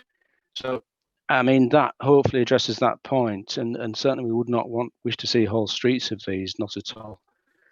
Just coming back to Councillor Campbell's second point, I think I'm going to bring Martin Elliott in at this point, because the point was raised about, well, what if the site is allocated, the whole of the site is allocated in the future for housing. Now, what I would say is that the layout that's before members was negotiated at a time that the whole of the site was an allocated site. So but because of the biodiversity value of that area, we advised the developers that we would not support development in it. So in a sense, it wouldn't matter, let's say, if in some hypothetical future event of that bit of the site being allocated for housing, which difficult to imagine if this development is approved that we would go down that road, but that we've already kind of said in the context of the application, when the site allocations plan was still a lawful plan, that we wouldn't support development, and the developer agreed to take the development out. So I don't know if Martin wants to come in a bit with some more detail. Yep, happy to bring Martin in. Thank you, Chair. Just to supplement that, really, because that was broadly my position. I mean, the next steps, Chair, are that the council will need to develop a revised position on the 37 sites affected by the judgment before any remittal back to the planning inspectorate, and that must include up-to-date information, and that can include an objective assessment of biodiversity, which, as Tony says, has happened on this site through the progression of this application. But in any case, it would also take into account that the previous allocation was for over 134 units, and this current application before members today is for 152. So the current application does in fact just exceed the capacity of the SAP. Thank you. Tony, there was a question from Councillor Campbell regarding the maintenance of the green space in Perpetuity. Yeah, I think Phil Brock did answer that question. Well, he did say 25 years. Yeah. He did say Yeah. 25 Well, years, so that's... Well, if I can refer members to the head of the report and if you like the section 106 bullet points, it's required there that there be a management agreement. So that will require that space to be managed in perpetuity.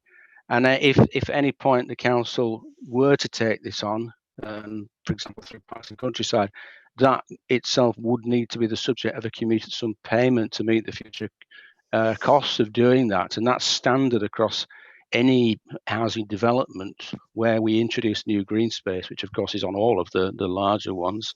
So there's no question that if you like, any burden of future maintenance will fall on the council.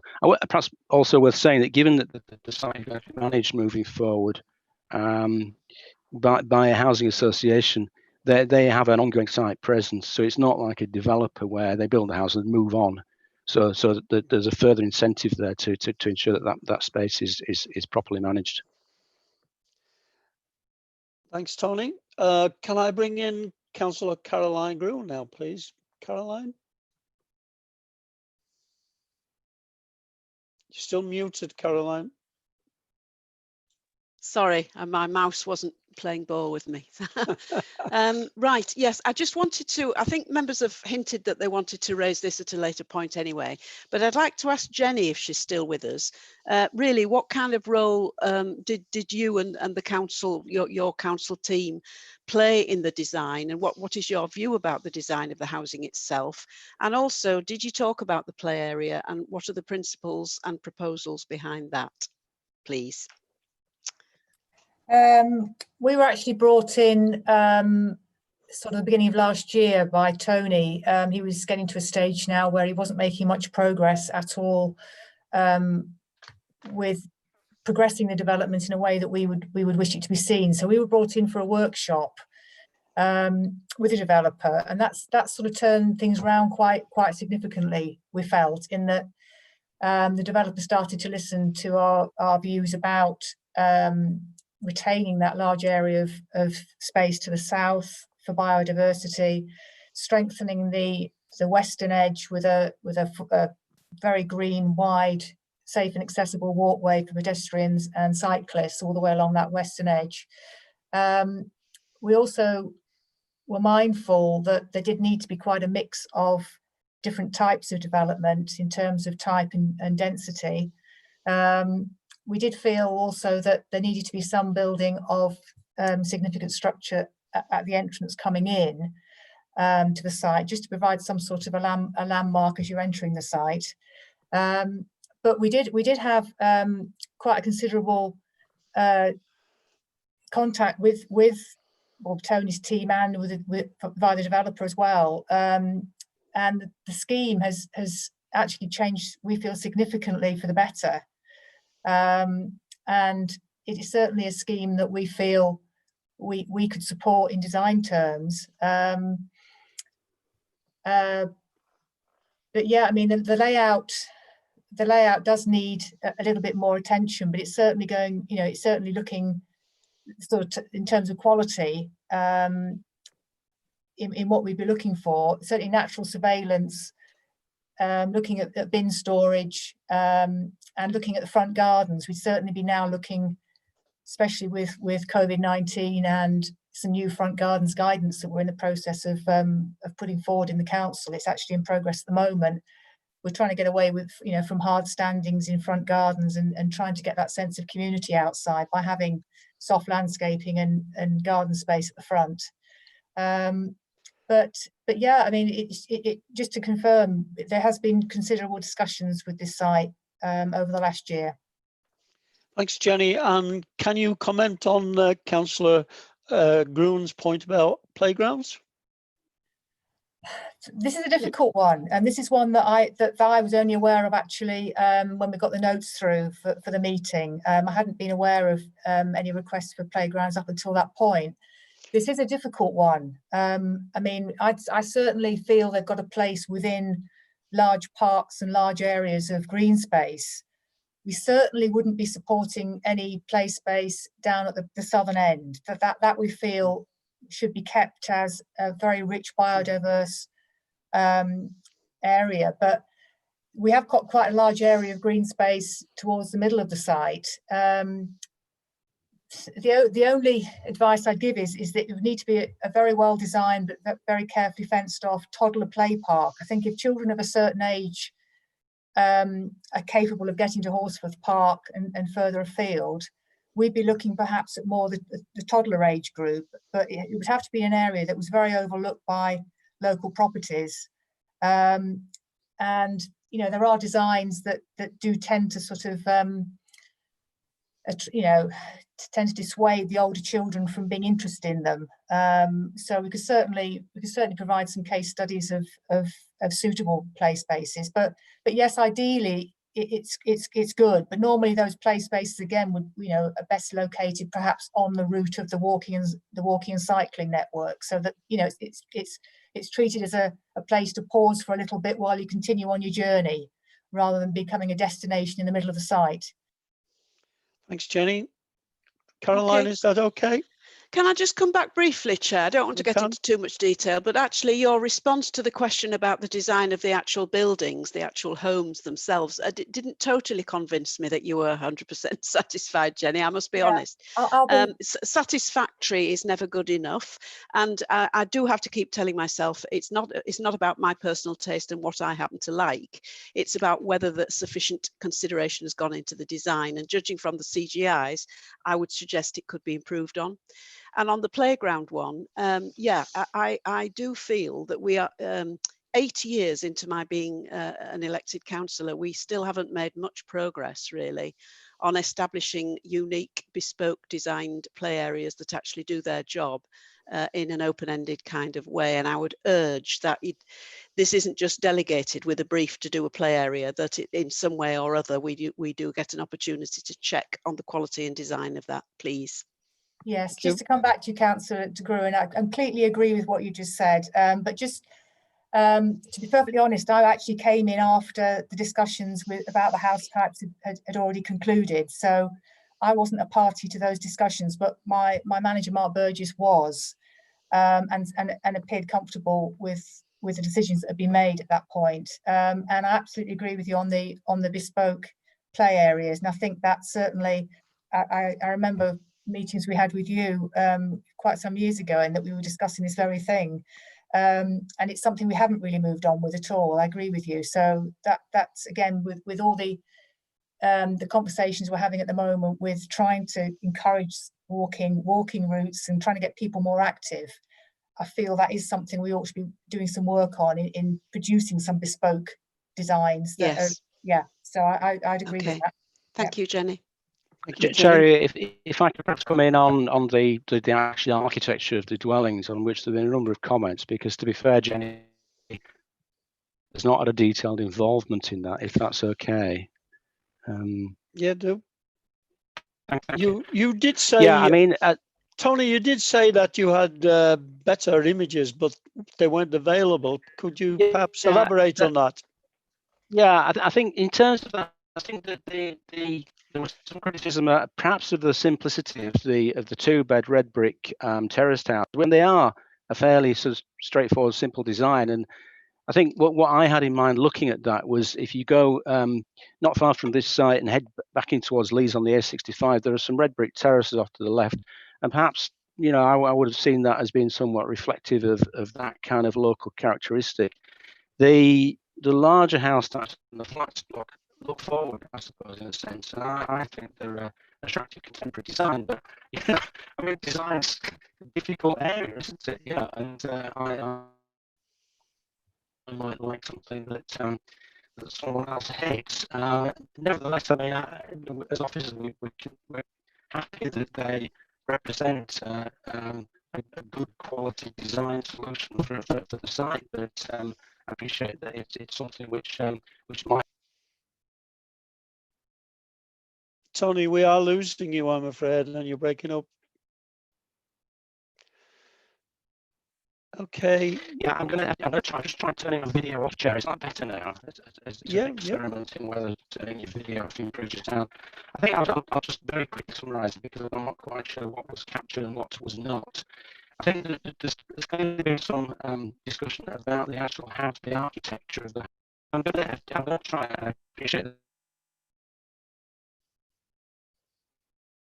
that Jane was not involved in detail with that, and Margaret was. I think what we feel is that the small red brick houses, which are very simple, so you will find red brick terraces and back-to-backs nearby off the A65, and some of the other house types and the flats block represent a more contemporary, forward-looking design. So I think that and we are content that that they represent an attractive solution for the site, albeit I accept that some people may feel that they.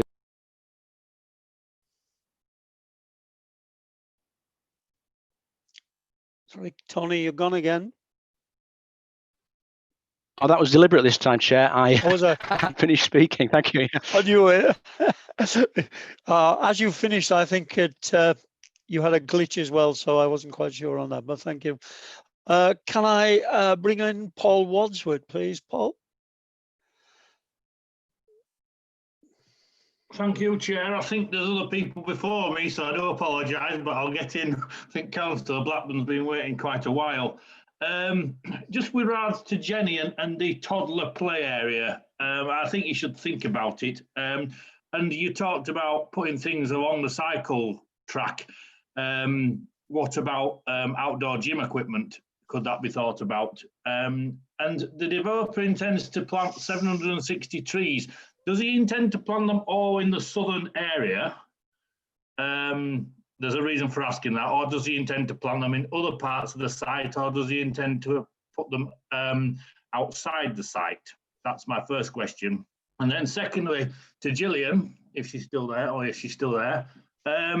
what's going to happen about this junction of the A65 and Carvley Lane and the other little road which forks off, used to go past the old police station? I don't know what its name is. It runs from Fink Hill down to the A65, but that is a massive cut through and will be an even bigger cut through to anyone who lives in this development who thinks they're not going to queue all the way down the ring road to come back up the A65 to go down Carvley Lane. They're going to cut down Fink Hill and cut down this little slip road. I know because I've done it myself in the past.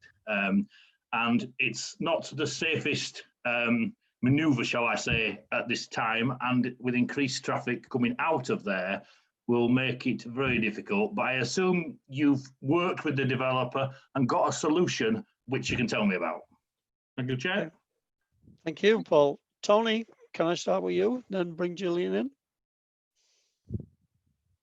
Yes, thank you, Chair. Hopefully you can hear me. I've definitely turned the video off because I clearly got issues there. Yeah, so hopefully you can hear what I'm saying. That's great. That's thank fine, you. yes. In terms of the tree planting, yeah, I mean, we haven't actually agreed the location of all of the trees. They will be all planted on site because there are, quite substantial open areas retained. If you recall from the layout, which we might be useful to go back to, perhaps if we can do that, Pam. I might perhaps bringing Richard Marsh in on the question of planting in the southern area of the site, because that's something that does need to be balanced with the biodiversity value of the site, and that we need to ensure that that is not damaged by inappropriate planting in that area. Are you able to comment at all on that issue, Richard?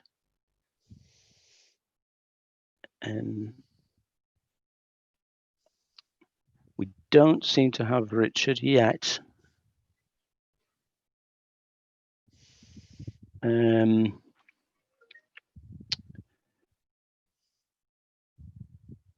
think he might be muted.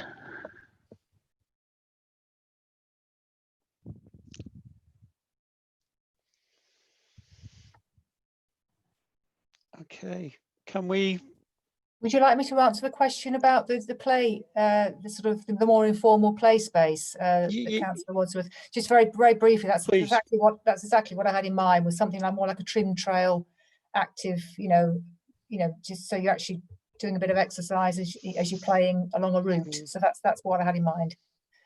That's helpful, Jenny. Thank you. And maybe Gillian, you might come in, and by then we might have Richard or word of Richard.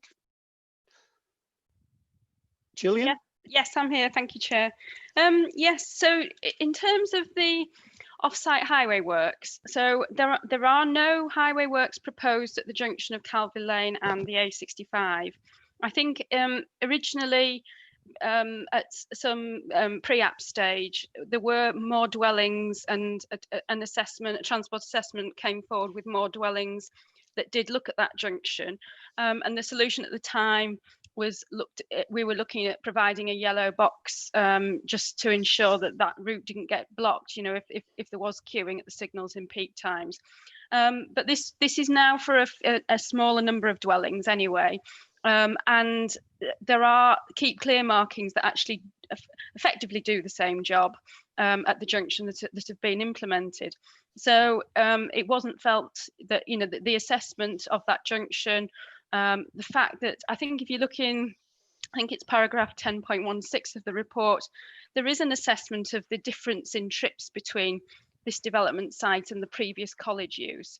So, there is a reduction in trips actually in the morning peak, but a slight increase in the evening peak, but overall an increase in trips throughout the day, and clearly weekends as well. So that's really effectively, we're not quite looking like for like, but we aren't looking at a huge increase in traffic using Calvary Lane over what the college previously generated.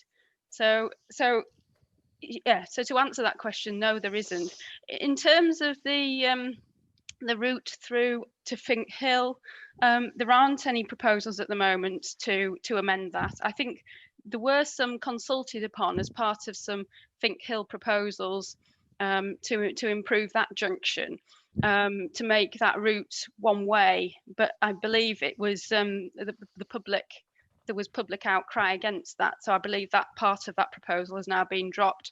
So there won't be any proposals to amend that cut through route that you describe, but like I say, the actual level of traffic we're looking at isn't significantly greater. It is greater, but not significantly when you look at it compared to the previous college use on the site. Thanks, Gillian. Tony, Can I just come in, Chair, there? Yes. Just to be clear, we're looking at an increased amount of traffic and absolutely nothing done to alleviate it at that junction, and nothing for cars, nothing for pedestrians, and nothing for bicycles. Gillian? So at that junction, there are no works proposed. There are works proposed, which Tony added the condition on, just to improve access for pedestrians to the site from Calvary Lane into the site. But there aren't any down at the Calvary Lane junction with the A65. There are then off-site highway works that just require the contribution to Horsforth and Rodley roundabouts. So there is a recognition that there will be additional traffic from the site, which will be impacting on the junctions in the area. But no, there isn't anything at the actual site of Calvary Lane onto the A65. Thank you, Gillian. Tony, is Richard available, or can we come back to him later on? Unfortunately, we don't. Yeah, unfortunately, we don't seem to be able to contact Richard, Chair. We keep trying, and obviously, if there's an opportune moment, we'll try and bring Richard in, because obviously it's quite important. It is, yeah, it's an important question. Okay, we'll move on then and come to Councillor Blackburn, and we'll come back to that question, hopefully. Councillor Blackburn. Right, thanks, Chair. I've got 3 questions. First one, which I think is the most important of all, and I think Martin Elliott would be better answering this. The fact that this was in the SAP. All right, now it's back as Greenbelt. But what weight is going to be given to the fact that it's in the SAP? if we were to turn this down, what weight would an inspector give to it, basically? I mean, I can remember on past experience that where something was going to be in a development plan, if we turned it down as being premature, what happened? We lost it when it was appealed against. So can we have some detail about that? The second thing is, it's the item that Colin Campbell brought up regarding the ones with the garage doors facing straight onto the street. I wanting to know whether they are, I mean, clearly they're all affordable, but some are affordable for sale and some are affordable for rent. And my experience of having houses where you have garages straight onto the street, you count that as one of your parking spaces. But often what happens 6 to 9 months afterwards, a planning application goes in to turn that into living space. That living space we turn down, an inspector then passes it. And that's happened a number of occasions with a state we give planning permission around the corner from where I live. So what's the situation with that? And thirdly, it's to do with the issue to do with public transport. I had a look at that and I'm quite interested. First of all, how far is it from A65? Because I would have thought that is the most relevant bus route that you're going to use, the number 33 and the 33A and into Leeds. The actual what information they're giving us is the number 9/9A, which is every hour, and on Broadway, and the number 30. Which doesn't make an half-hour access to Pudsey.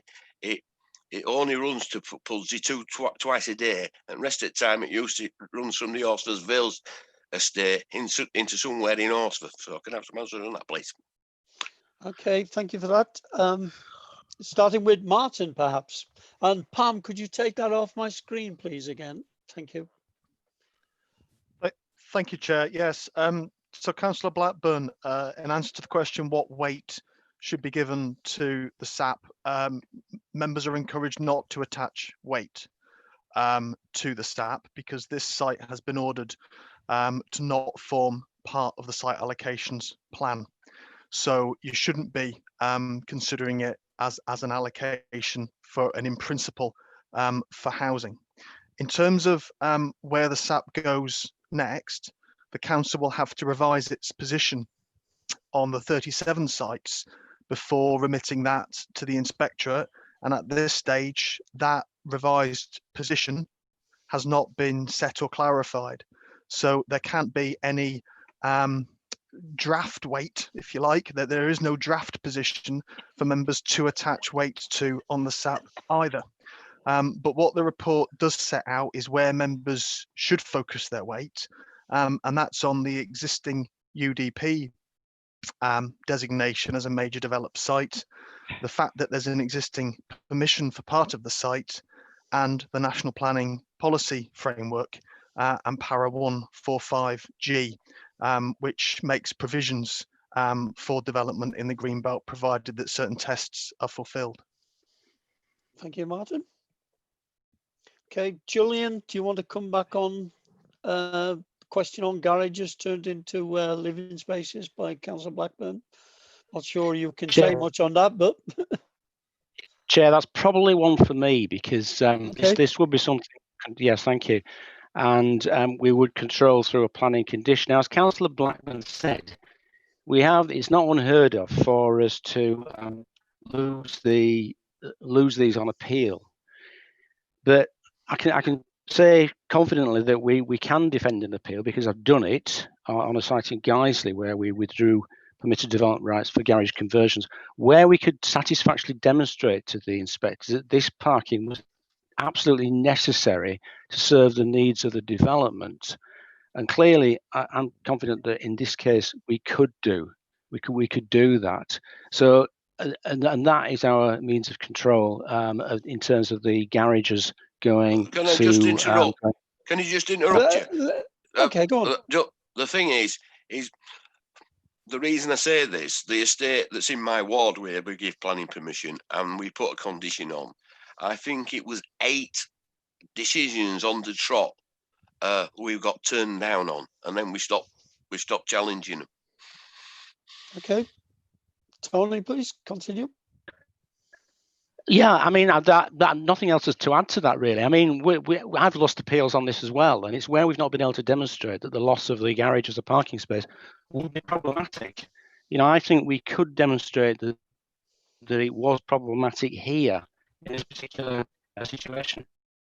I think so. That's probably all I can say on that, really. We can and have successfully defended appeals on this point as well, and that's what we do in this scenario.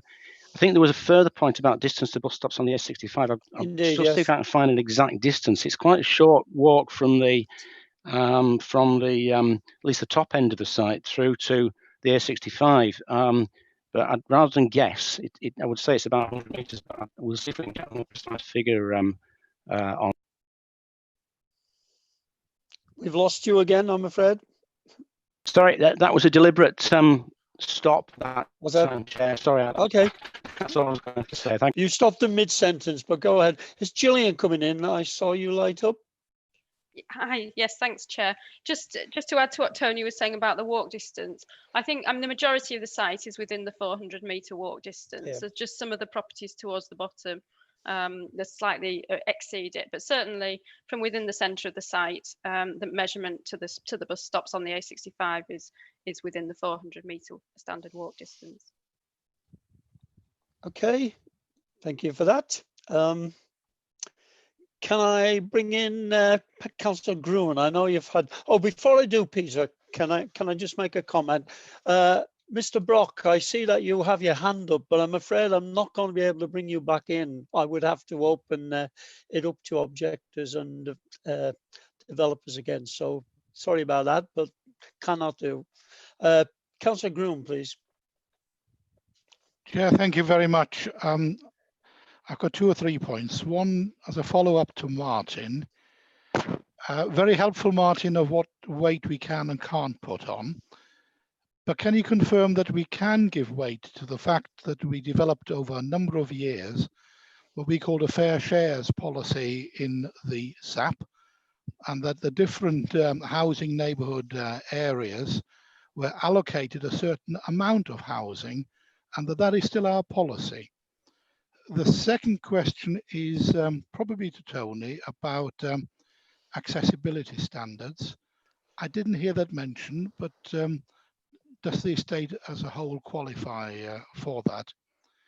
And thirdly, I'm glad so many other colleagues came in after I, probably too diplomatically for me, raised the question about design. Yeah. I'm massively disappointed with the answers that officers have given. Yeah. I think you said it's attractive and it's satisfactory, and I'm even more shocked that Mark Burgess would agree with all of this. I say this in his absence because he can't defend himself, but Jenny can. But seriously, I have serious reservations about the design, which is more of a comments later on. Yeah. Thank you, Chair. Okay, I think that's a general one, Peter. Okay, please, Martin first, and then Tony. Thank you, Chair. Sorry, just struggling to find the unmute button.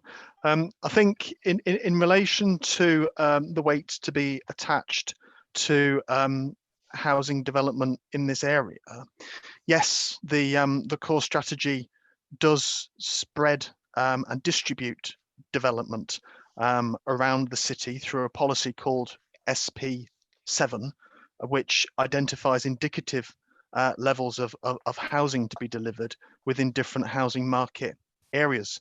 But I would suggest that more of relevance would be the first policy of the core strategy, which is policy SP1, which looks to focus development within the main urban area and where areas can be infilled within that area and where best use can be made of previously developed land and buildings before looking at other infill sites, which may be greenfield and other areas which could be identified as sustainable locations. So policy SP1, I would suggest is where members could focus if they wish more steer in terms of the principle of the development.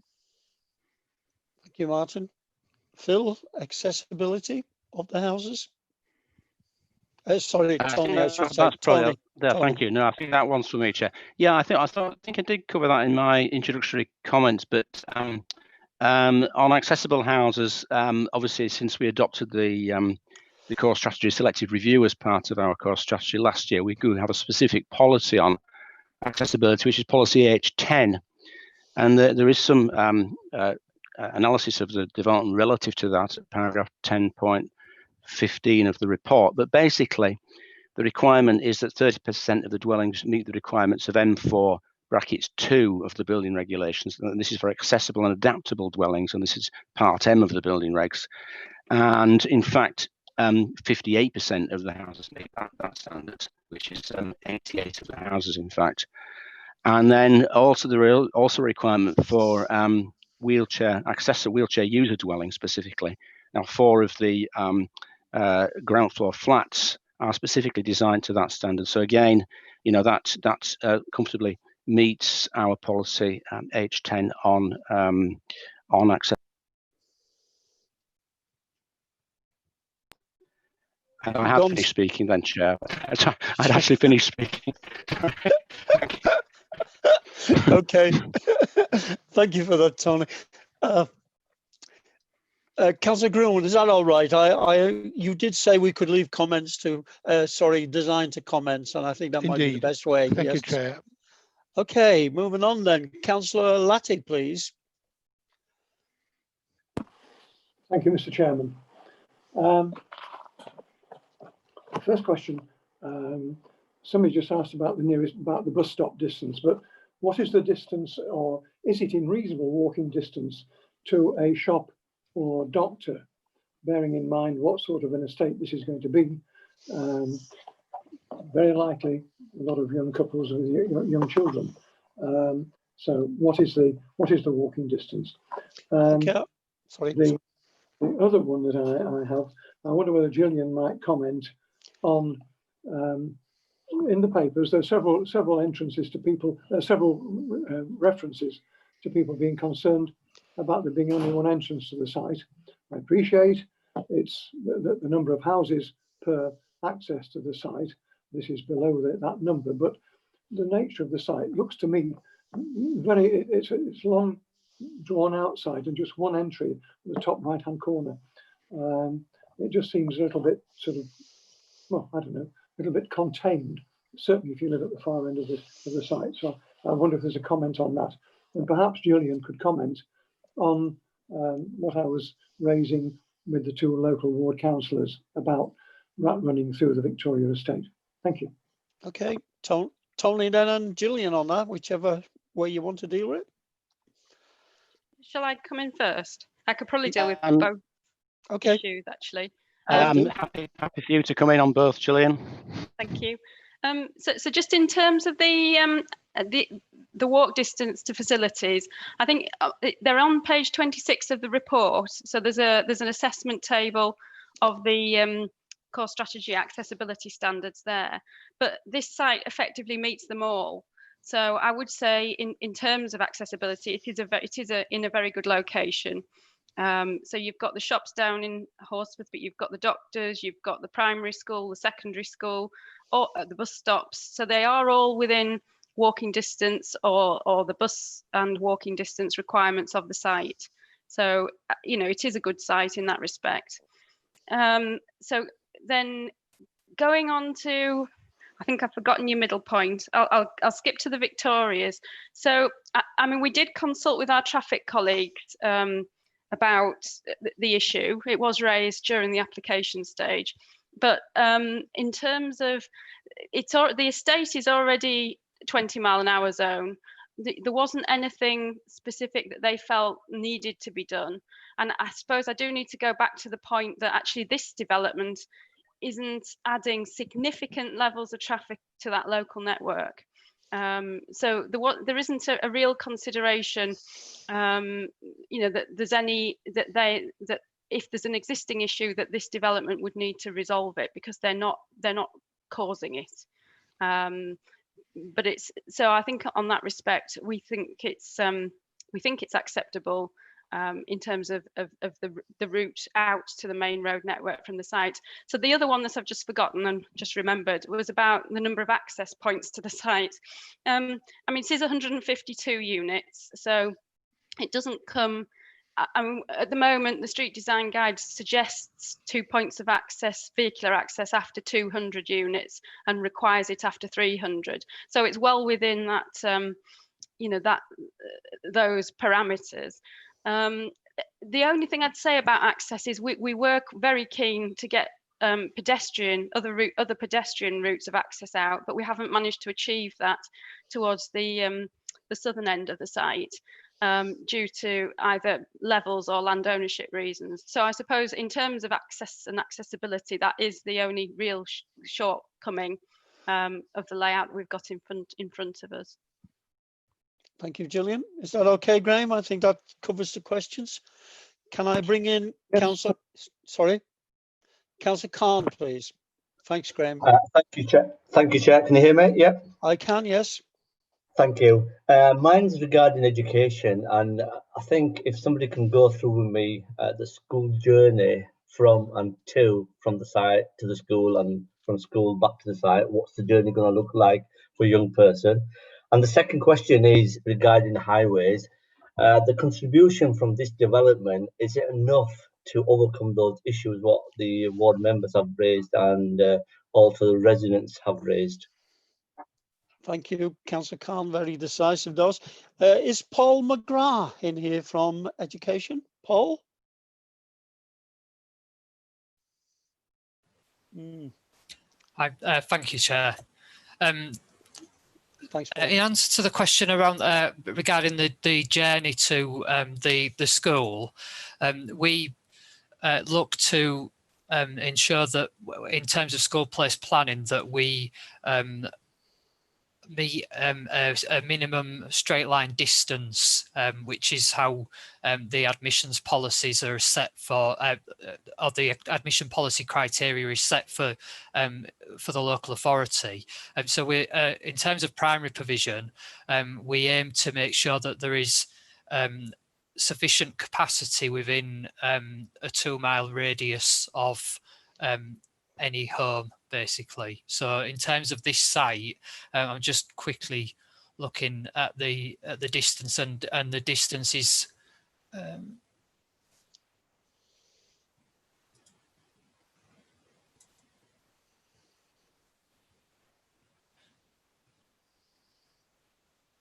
approximately 580 metres from the centre of the site to New Laves Primary School. So it's well within the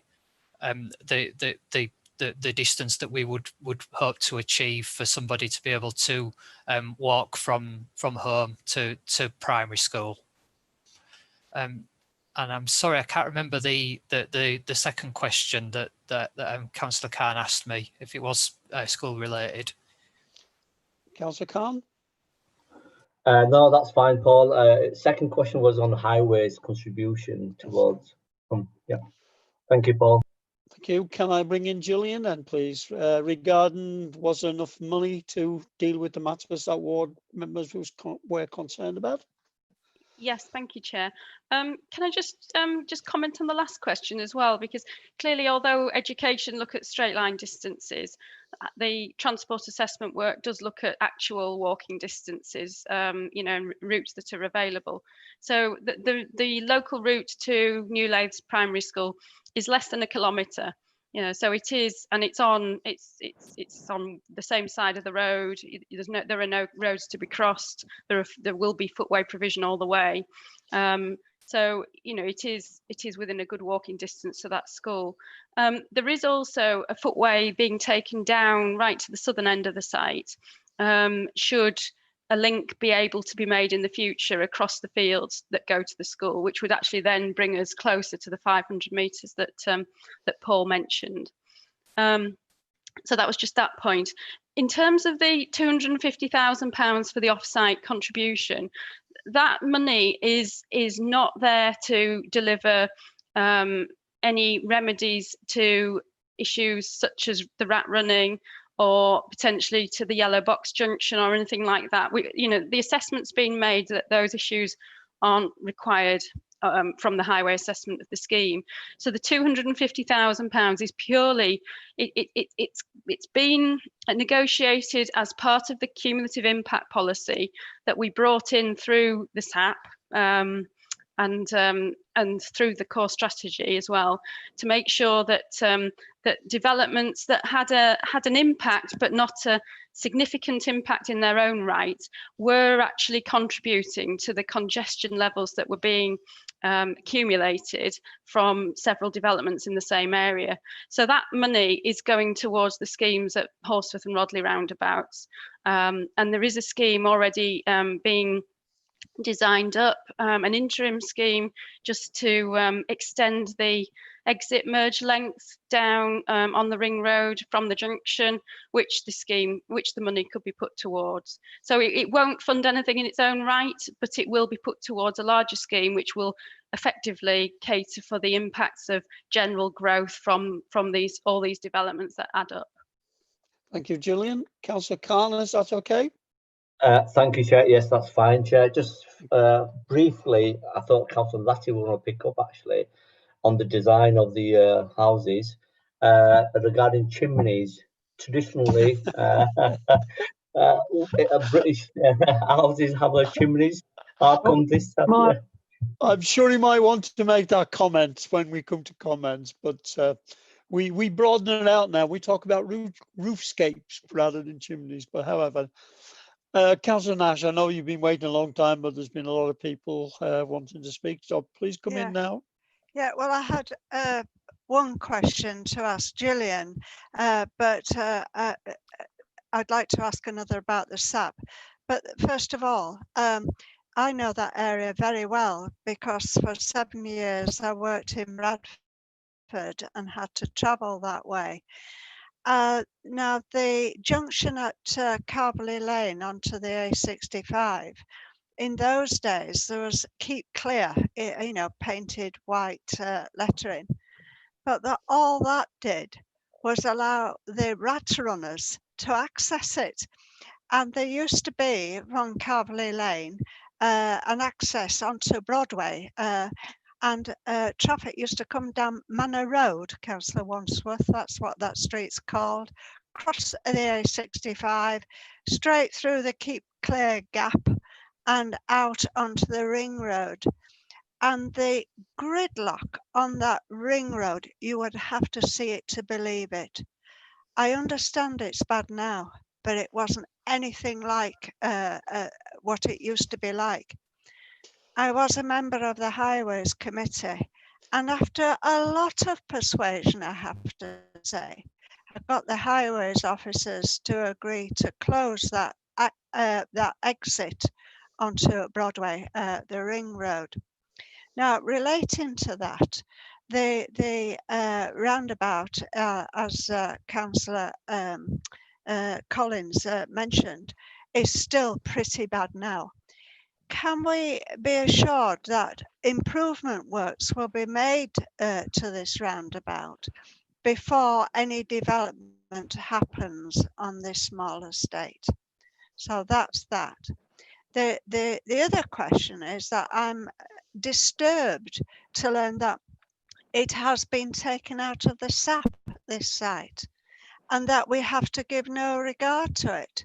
Could somebody expand on that? Because I think that's very alarming, because it has implications right across the city, if that were true. That's it. Martin, can we start with you on that one, please? Yes, thanks, Chair. So Councillor Nash, the reason that this site has been taken out of the site is that it forms one of 37 sites that were removed from the Greenbelt as part of the site allocation plan process for housing. And a High Court judgment in response to a challenge by the Urban Neighbourhood Development Forum eventually ordered in August that those 37 sites should be remitted back to the planning inspectorate to decide whether or not they should form part of the adopted SAP. So in the intervening time, they do not form part of the SAP. Those 37 sites totaling just over 4,000 homes, but the remainder of the SAP remains adopted. So it's only limited to those sites, of which this is one. Now, the point I made earlier is that there are other material considerations around the principle of development on this particular site, notwithstanding its greenbelt status. So the report, as set out, gives information around the weight to be attached to that, and the key part of that is the National Planning Policy Framework, which is para 15145G. So even though this site isn't part of the SAP, the national guidance does allow it to come forward for development, provided that it meets tests in terms of substantial harm and tests around delivering affordable housing, both of which are addressed in the report. So I hope that helps.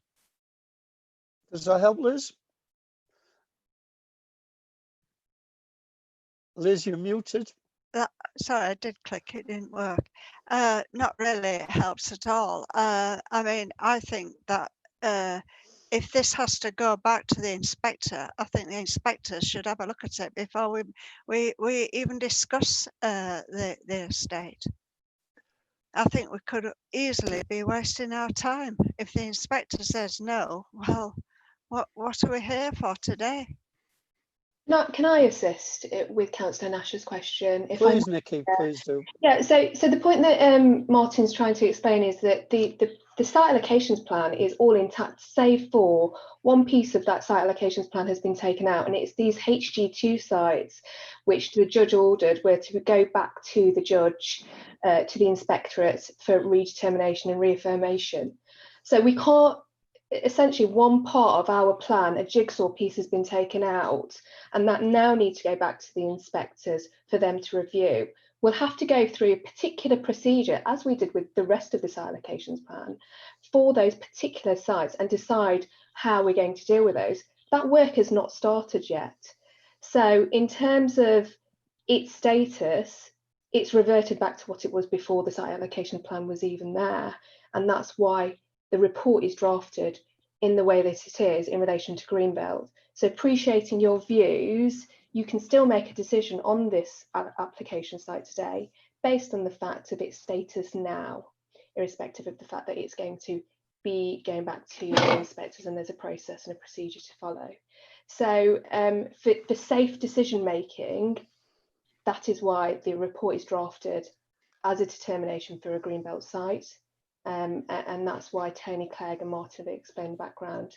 And there are policies within the core strategy that you can apply to your determination in relation to SP1 and SP7. I hope that helps. Does, Nikki, thank you. Chair. Martin? Chair, sorry. I wonder if I may, just to assist members really, in terms of the chronology of this, make a small point. Yes, do please. Yes, sorry, yes. Thank you, Chair. No, that's right. And it relates to something that Councillor Cohen asked of Councillor Collins at the beginning of the meeting about why, at the time of the planning permission in 2016, it was limited to the site boundary that it was limited to and didn't extend further. And I think the point is that in 2018. The National Planning Policy Framework changed. So the NPPF introduced para 145G, which shifted from what was in the previous NPPF, dated in 2012, from a test around greater impact on the openness of the Greenbelt, which was the context in which the 2016 planning permission was granted, to one of substantial harm and a proviso about delivering affordable housing, both of which you'll see assessed within the report.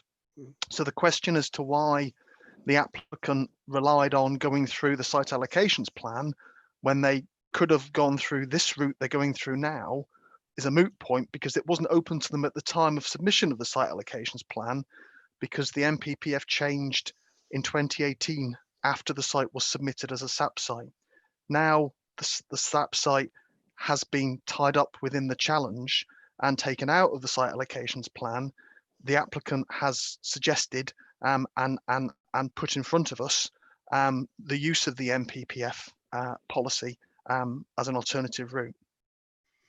Thank you, Martin. That's helpful. Of course, people who sit on development plans panel will be more familiar, and there are a few around this table today. Does that help, Councillor Nash? I hope. Hello. Well, I heard what was said, but I can't help feeling that we may be wasting our time this afternoon. Okay, anyway, well, progress. It is your judgment, and if members were minded to approve, it would have to be referred to the Secretary of State. Exactly. Okay, Gillian, the second part of the question was highways. Now I've almost forgotten that. Can you remember? I can, thank you, Chair. Oh, So thank you. the question was, would the improvement works at Horsforth Roundabout be delivered before development of this size? The general answer on that is the way the cumulative impact policy has been written, we do need to get the monies in from these sites and be able to pool them in order to ensure that works can then be delivered. So in general terms, they are going to come about toward nearer to the end of the development plan period. Usually I would say the answer to that question, unfortunately, would be no. However, in this case, there is an interim scheme for Horsforth, which does provide some improvements to the junction in capacity terms, that is currently being developed up by WICA and our transport strategy team in the council. So for this, in this instance, whilst I can't promise that the works will be in advance, some of them may well be, and there may well actually be an improvement at the junction in advance of this site coming forward. But that isn't a norm, you know, that is just because of the because of where they are at in terms of their current interim scheme. Thank you, Gillian. Can I now go to Councillor Dan Cohn, please? Dan. Thank you, Chair. Hold on, I'm trying to take my hand down from. All right, I'll take. Oh, there we go. Beautiful. Thank you, Chair. I've got three questions, if I may. Do you want me to ask them all together, or do you want me to split them up? Ask them all together, though. Yes, ask them all together. Okay. Question one. Fine. Question one, subtitled Education. Could officers just speak to what ward members told us around surplus places? Ward members were really clear that their experience year on year was that there were not surplus places. So could you explain that anomaly? They also spoke about something of an anomaly around the PPR calculation. Perhaps you could speak to that. Could you just explain also, if all the young people from this potential development are going to new lathes, is the catchment area likely to shrink for essentially both the new lathes and other schools? Question one. Question two, which I'm going to subtitle horrendous architectural monstrosities. Were the elected members involved in the development workshop? I'd like to think not, given the eyesore that we've just seen. Question three, which I'm entitling, this is really all about Greenbelt in any event. When we've referred to affordable housing, which clearly this is advantageous in respect of, you didn't highlight to us a very important part of the report that makes it very clear that the affordable housing aspect wouldn't, in officers' view, in any way, shape or form, either alone or cumulatively, allow for greenbelt development. I just wonder why you chose not to highlight that aspect in the report. And I'll save my other comments about greenbelt, if I may, to comments. Safe to say, with the greatest of respect to Mr. Elliott, I think he's somewhat underplaying the importance of the earlier application. Thank you, Chair. Okay, a lot there. Can we start with Paul McGrath, please, regarding the education? Thank you, Chair. Yeah, no problem. So I'll start with the surplus places question. The ward members for Horsforth mentioned the level of popularity of schools in Horsforth, and quite accurately stated that they are very heavily subscribed schools. They are popular. They're popular with local families, but they're also popular with families from the surrounding areas as well. So in terms of the way that place planning happens is we've got catchment areas for each school with a number of children that live within those catchment areas that make up school place planning areas as a whole. And within the Horsforth school place planning area, what we've seen over previous years and looking forward into future years, looking at the 0 to 5 year old data that we've got available, is that there consistently are less children who live in Horsforth than the number of school places that are available.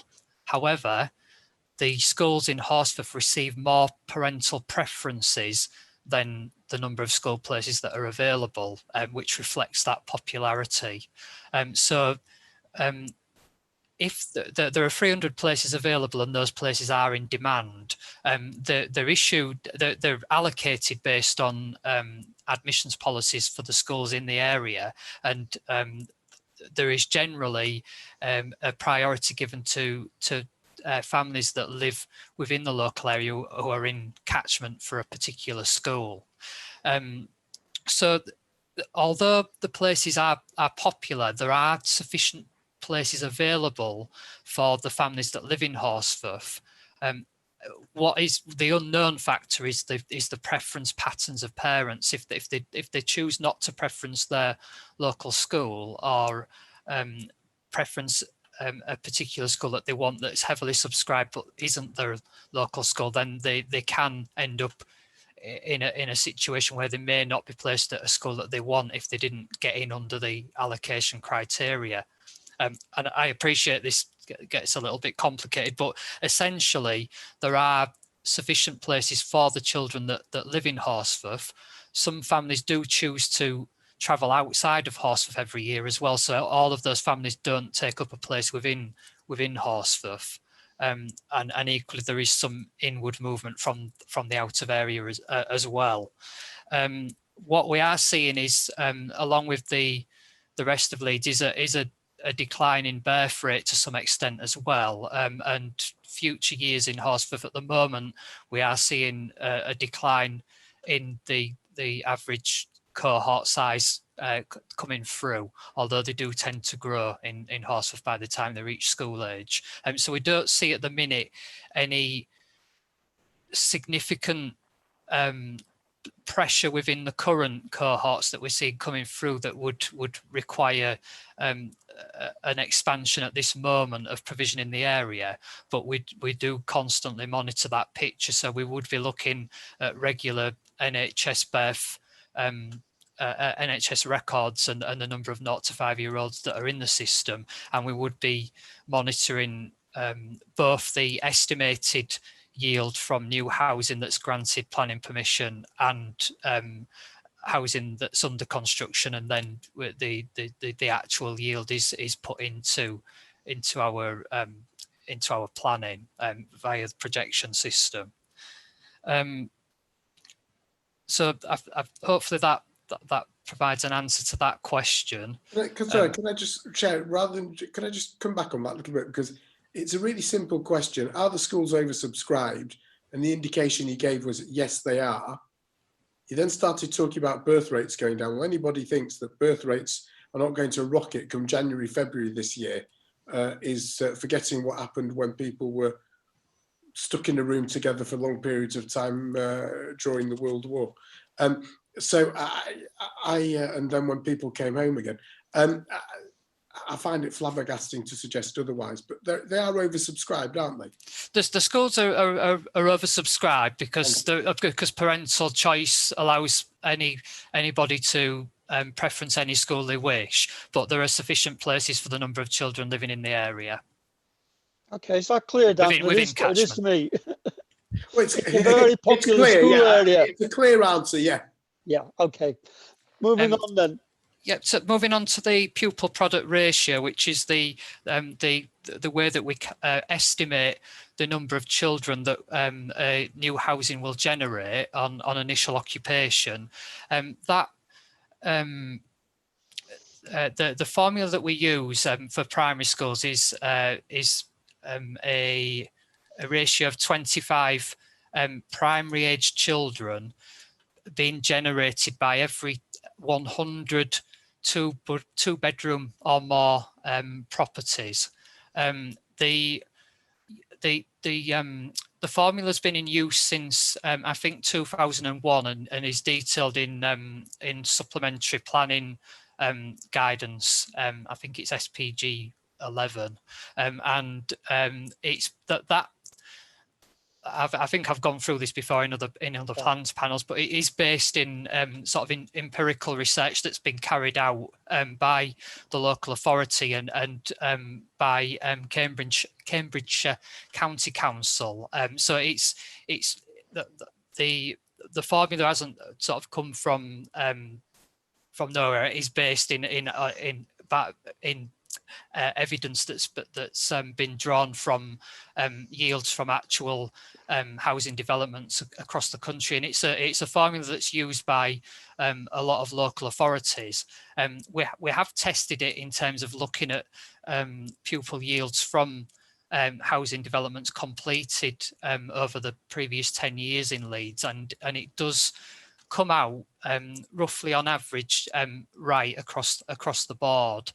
There are some sort of anomalies with flats where flats tend to generate less children, but in terms of housing it does sort of stand up to scrutiny. And in terms of this development, we did look at two sites within North Leeds, a large scale development in Otley and a large scale development in Guiseley, and the outcome of that piece of analysis was that the Garnet's Mill development in Otley, which is a site with 268 dwellings, that has yielded an average of 17 primary pupils for every 100 dwellings occupied. And in terms of 0 to 5 year olds, so that's the cohorts coming through into school over the next few years, it's yielded 19 0 to 5 year olds for every 100 dwellings. And in terms of the Netherfield Road development in Guiseley, that has yielded an average of 31 primary age pupils for every 100 dwellings. And in terms of the 0 to 5 year olds, 25 for every 100 dwellings. So they're both, one was obviously slightly lower than the pupil ratio that we use, and one is slightly higher, but both are close to the mark in terms of being able to try and understand what might be generated by a development. I do appreciate that both those sites contain less social housing mix than the proposed site, but that isn't a factor that we would look at. We would only really look at the number of units to be constructed and the size of those properties in terms of numbers of bedroom. So that's the pupil ratio sort of background information. In terms of the catchment area, the proposed development does sit within the New Lives primary school catchment area. However, it is within a reasonable distance of several other schools in Horsforth. So it would be for families living on that development that we do recommend that they preference 5 primary schools when they're applying for a school place for their child. So there would be a number of schools within a reasonable distance. Obviously, the any increase in children sort of yielded as a result of the development would add to the numbers overall within the New Lives primary school catchment area. What we would do is look to monitor the overall numbers within the Horsforth planning area, but also looking at a more localized area level if it was deemed that there was a level of pressure increasing around New Lives and it became apparent that additional places were required, then we would look to the option that is within the site allocation plan to acquire land to enable the expansion of New Lives primary school alongside any other potential options that are available. And at that point, if that time is reached where that's deemed to be the only way to manage demand in the area, then we would look to try and bring forward that scheme within a reasonable time to be able to go through the required public consultation and build scheme to have those places in place. Equally, it may be that we would have to look at a temporary solution ahead of a permanent scheme, or a temporary solution on its own, depending on whether we're just seeing spikes in demand or a permanent increase in the demographic data. Paul, can I stop you there? I think you've provided us enough information and there seems to be enough checks and balances within the system. Thank you, Chair. Can I move on to Tony then, regarding design workshop, local members? Yes, thank you, Chair. I think I've had a number of meetings over the years, starting, I think it's at least 2015. I can't remember how many meetings it is, but I think the ward members would agree that we've had a few meetings over the years, as this site has been with us for at least that long. I must confess, I don't recall any specific discussions about the architecture of the houses, and I think we tend to get waylaid on other matters like biodiversity and tree loss and so on. Can I say, let's not get too much into design, because we did stop that and we said we deal with it in design. Just regarding the workshops, please, and sorry, consultation. Yeah, what I think I'm sorry, Chair. Yeah, I didn't want to particularly go there. I think what I'm trying to say in response to Councillor Cohen's question is that I certainly couldn't claim that the ward members are signed up to the architecture of these properties. No, so I couldn't claim that. Chair, if I may, sorry, I asked a really simple question, and I'm quite disappointed that Mr. Clegg is dancing around it like a ballet with hot feet. Ballet dance. Were the elected members invited to take part in the design workshop? Yes or no? I think I did say in my rambling response that I don't recall that the specific design workshop. The answer is no. But have we discussed the development generally with ward members? Then yes, on a number of occasions. And the answer to the question of ward members being specifically involved in the architecture of the dwellings, then the answer is no. Okay. Yeah. And the third question was Greenbelt and affordable homes. Who's going to deal with that, Martin or yourself? I mean, Martin might want to come in. I think the point we were stressing here is that we're certainly not relying on very special circumstances argument here in terms of why we're recommending approval to houses in the green belt. We're relying on paragraph 145G of the MPPF, which sets a different bar for affordable, specifically affordable houses, a substantial harm. And that's the case that we're making. We're not relying on saying it's a very special case at all. We're saying it meets the tests for an exception to the general presumption against inappropriate development in the green belt, as did the earlier permission in 2016. And I'll ask you, Martin. Thank you, Tony. I think that's clear. Martin, do you need to come in? I'm happy unless members want any further. I'm happy with that answer, Chair. I think that's a clear one. Thank you. That brings us on to comments, but can I ask for a 5-minute comfort break at this stage, please? Thank you.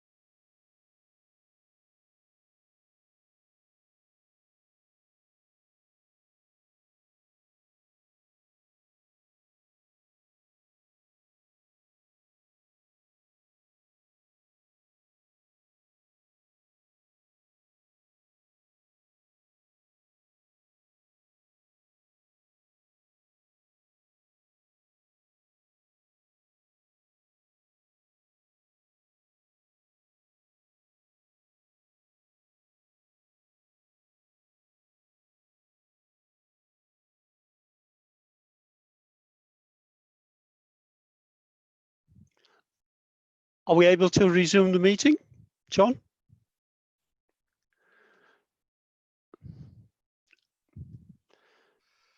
Okay. Yes, Chair. I think we've got sufficient members available. Okay. I noticed that Richard Marsh is back, so he might be able to address Councillor Wadsworth's question. Are you aware of the question, or shall we ask it again? Can you actually hear me now? Is it working? Can you hear me? I can hear you, yes, I can hear you. Oh, super. That's great. I'm not sure what was going on earlier. The question earlier, I think, was regarding the number of trees, wasn't it? The 760 trees. Well, where were they going to be planted? Yep. Well, it's a challenge because all along I've been proactively involved in this site to try and protect the grassland area to the south, because it is really good quality meadow, species-rich grassland that is deteriorating due to lack of management at the moment. So it's an area that we don't want to turn into woodland. Although it's right next to ancient woodland, it's more biodiverse because of the grassland value. So there are some trees proposed down in some of that southern area, but I wouldn't like people to think that that's where all the trees are going to go. So it is a difficult one on this site because they're having to be concentrated in other areas like the southeast portion of that southern area, which is already scrub, and elsewhere in the northern parts of the site. So it is definitely a difficult one. But yeah, from a biodiversity point of view, I'm here to answer any questions really, but just everyone be reassured, I have been heavily involved with this one, negotiated very closely with the applicant, and this is a scheme that I do feel comfortable with from a biodiversity point of view, and it is important we get some positive management in that southern area. Thank you, Richard. Is that all right, Paul? Well, I least of anyone want to delay things, absolutely. But where are these trees going then? If they're not going to go all down there, and is there a plan for them? Because it comes to moving on, I guess, to comments. This isn't a planned thing, is it? This is just cobbled together if we don't know where they're going. So I take it he knows where these trees are going, as he can tell me where they're not going. Okay, Richard? Yeah, I mean, to be honest, I'm not the one who's been looking at where all the trees have been going. So I wonder if that's one that would bring in the applicant at some point when we get to that stage. I'm reluctant to bring in the applicant because we still have some objectors here. You know, we could open another debate, and I don't think it's the time for it. Okay, but can I ask? Chair, can I come in here, please? Yes, please, Daljit, if you can help. Yeah, there is a condition to control the detailed landscaping and planting and management, and there are spaces in the rest of the site. Members from the layout plan can see that there's sufficient opportunity both in the heart of the site and along the perimeters, away from this southern area, which is being retained more as grassland for its biodiversity value. And I think, Richard, if you can just confirm that there's sufficient opportunity within the site for the planting to take place, and then the intention is to control the details through the condition. Richard? Yes, I can. Yes, I can do that, Daljit. Yes, I mean, all along we've been looking to make sure we can get enough biodiversity and that there is the room for those trees. So overall across the site, yes, that is the case, Daljit. Yes, we just haven't fine-tuned exactly where that level of detail is happening, but there is sufficient room. Yes. Thank you. Moving on to comments, I have a number of hands gone up. Shall I call Councillor Peter Gruen first? Are we going to have a comfort break? I thought we just had one. I thought we just had it. Yeah. Sorry. Chair, am I continuing? Yes, please. Yes. Okay, so we're at comments, and I wanted to start by thanking you for how well you've chaired this meeting. It's difficult doing it in this way, but I think it's been an extraordinarily informative and useful meeting. And I've also wanted to thank Tony Clegg for his presentation, which I thought was very comprehensive. Having said all of that, we know this site well.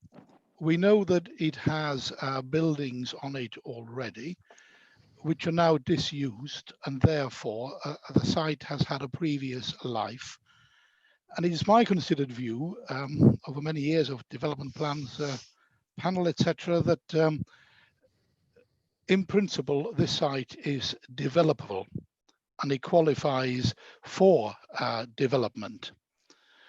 What detracts, in my view, from development is the standard and the quality and the layout of the housing. If you're going to develop something which is in the green belt, then it has to be not just of good quality, but of superior quality, and something that we can all be proud of. And I have to be honest with you and say this is a long way away from where I would like it to be. I don't like the layout in terms of the uniformity of the houses. It may be that Mr. Brock is right and the CDIs or whatever don't give it justice, but that's up to him to have provided a better representation. I do not believe that officers have taken this as far as they can. And I think this panel has a previous track record on sending things back and seeing massive, quick improvements once the developer's mind is set on the fact that they have to improve and there's no other way to go. So there are other questions I could address, but I think those are the key issues. I do not think I can support this scheme, nor do I think I want it to be deferred and delegated, because it is so far away from where I want it to be in terms of quality of housing that I actually would want to see it come back for further consideration on those points. I'm very much aware, Chair, that you don't want to have the whole debate again. So if we were to agree the principle of development, but subject to those comments I and others will make, then I hope it can come back. And I hope that's helpful. It's very helpful, Councillor Groom, because a lot of those are my thoughts as well. Do other members feel like that rather than get into a debate? Is there No. can people support that? Is there a seconder for it? I'm up to support seconder, Chair. Yes. Okay. Yeah, I'm up to seconder. Okay, I still see hands up. So I'll bring you in if you oppose that recommendation and seconded by Councillor Khan. Does anybody want to speak against that recommendation? Yes, Chair. Councillor Khan, please. Councillor Khan. Thanks, Chair. I find lots of what Councillor Gruen said attractive in the, and I sound like I'm being cheeky to a senior member, so I don't mean to, but I think it's taking respectfully an easy way out, and I'll try and explain why. I think the school places that have been raised are a major issue. I absolutely share the view that Councillor Gruen has mentioned in terms of the design as being utterly atrocious. But actually for me, Councillor Nash very early on, I think made for me probably the most important point, if I'm really honest. And she asked the question, actually, why are we having this conversation? Is this land not green belt? I've summarised what you said, but you basically said, I'm looking at you, so I can see you on my screen. You said, why, is this a site appropriate for development? And I would argue it isn't, and I'll explain why. This land has been taken, this site has been taken out of the SAP by a High Court judge and put back into Greenbelt. It is not an allocated site. It's been made very clear to us it is not an allocated site, nor to be treated as such. It is Greenbelt land to be afforded the protection of Greenbelt land. And for me, colleagues, one of our main duties in Plans Panel is to act as guardians of Greenbelt land. And for me, a huge amount of the report before us is an attempt to fit a square peg into a round hole, regularly harking back to inappropriate and inaccurate times when this did form part of the site allocation plan. It's not been helpful to me to keep referring so stridently to it. The site is unequivocally a Greenbelt site. And I don't agree that there isn't substantial harm to openness looking at the site. Quite the opposite, in fact. Councillor Nash mentions she knows the site well. I know the site well. It is, if we were to be able to have visited this site, which we normally would in a case like this, you would see this is the countryside. It really, this is not, an urban build. We're in danger of reopening the debate. Can you? With respect, Chair, I do want to speak, but all these points have been made time and time again. Well, no, actually, they've not been made in this debate. Actually, Dan, I'm sorry, but you're talking about refusing it, aren't you? Well, Yes. by moved up, by all means moved up. Well, can I explain? But can I explain why? Because officers made points in the report that are questions of fact, and I want to challenge them. They're not questions, they are statements that I am making that I want colleagues to look at and put weight where they feel appropriate. And this is a major development, Chair, in fairness, and and as the report says itself, it goes beyond the policy GB7 that officers are basing everything they're saying on. So officers build a case saying we can do all of this because under GB7 we can. Oh yes, but by the way, we accept we're going beyond GB7. So that's why I'm making this point, because essentially, huge effort is being made to squeeze this development into the definition of previously developed land. Officers refer to a case, a legal case in the report. That case directly says it is a question of fact on each individual case. They then go to squeeze the extent of what the curtilage of a property is, a question of fact and degree in each individual case.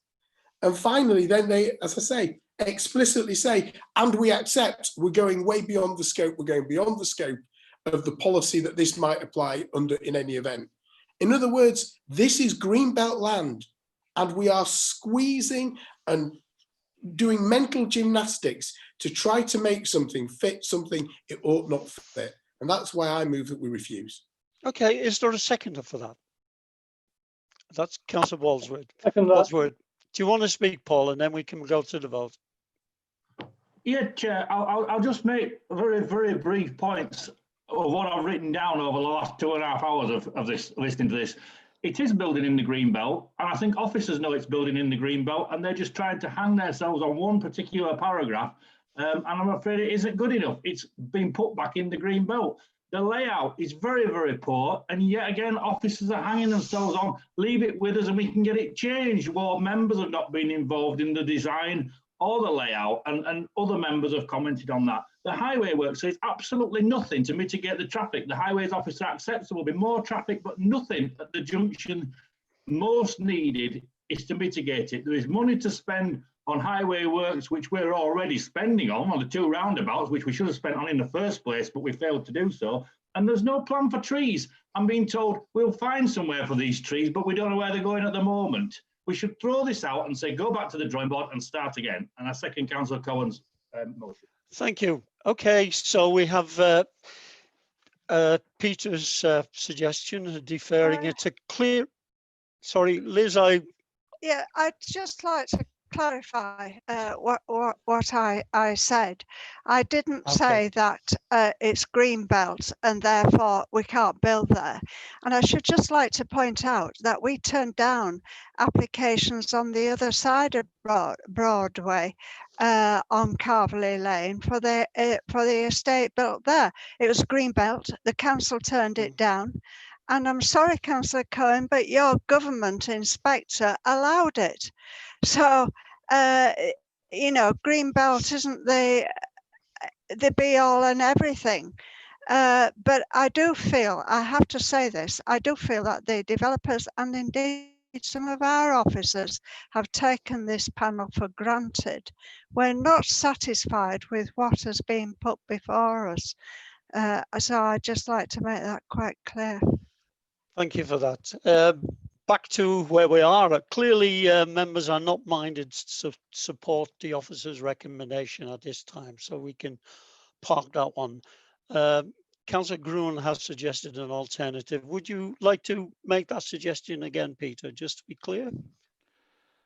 Thank you, Chair. I propose that we accept the principle of development here, but that we ask officers and the developer to redesign on a grand scale what has been put before us so far. And we are not satisfied with design, quality, layout, and that when those improvements have been made, the project comes back to panel.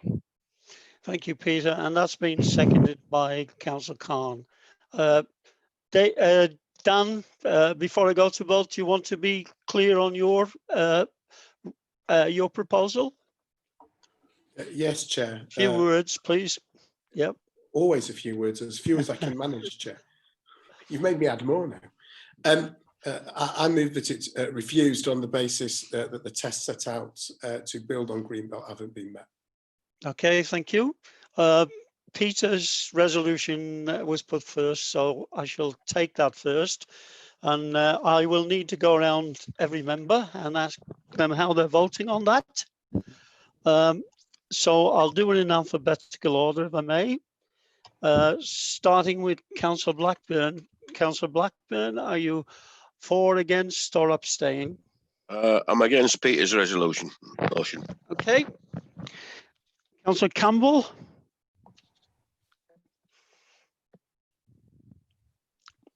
Councillor Campbell, are you there? Okay, I'll come back. Councillor Carlisle. I'm for the resolution, Chair. Councillor Dan Cohen. Against, Chair. Councillor Al Garthwaite. For, Chair. Councillor Caroline Groon. For the resolution, Chair. Councillor Peter Groon. For the resolution, Chair. Councillor Asghar Khan. For the resolution, Chair. Councillor Graham Latty. Against, Mr. Chairman. Thank you, Graham. Councillor Elizabeth Nash. For the resolution.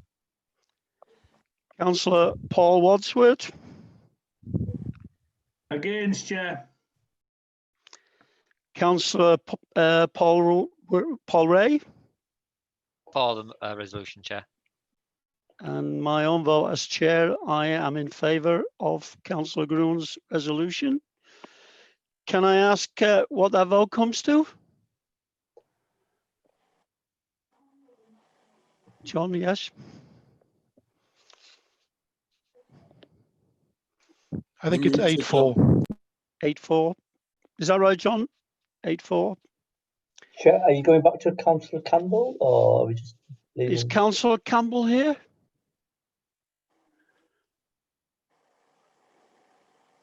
I'm looking down the list to see, is he still with us? He didn't say he was gone, like he usually does. Is he still with us, John? Councillor Campbell? Chair, if I can come in here. Councillor Campbell doesn't seem to be still with us. In terms of the vote, yes, 8 people voted for the motion, and clearly we haven't got Councillor Campbell's vote. Okay, so that's clearly carried. I don't think, Dan, that we need to put your resolution on that basis. I imagine the votes would come up the same. Is that agreed? No, I'm not aware that we're able to do that, Chair. There's been a motion put and seconded. Yes, correctly. Can I just come in? Can you hear me? Sorry, I'm having some. I can, Nikki, yes. Yeah, so Councillor Cohen, correct. Procedurally, there has been a second to his motion, so we will have to go through that procedure as well. Okay, starting with Councillor Blackburn. In favour. Yep. Councillor Campbell's not present. Councillor Peter Carlisle. Against, Chair. Councillor Cohen. In favour, Chair. Councillor Garthwaite. Against, Chair. Councillor Caroline Groon. Against, Chair. Councillor Peter Groon.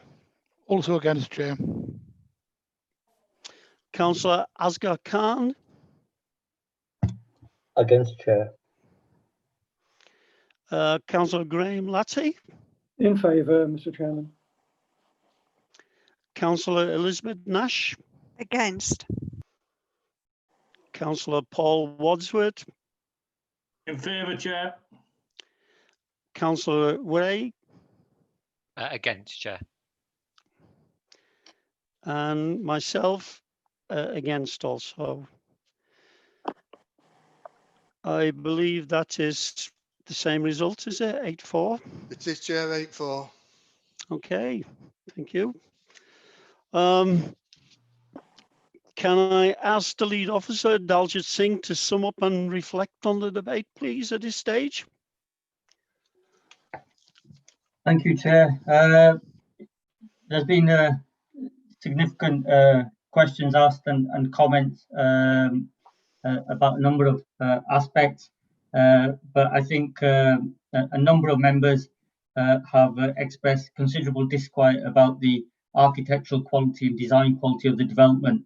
And as the vote on the motion has shown, the majority of members are supportive of the principle of the development, but have asked officers to discuss with the applicant the proposed design and come back to panel on that basis. Thank you, Chair.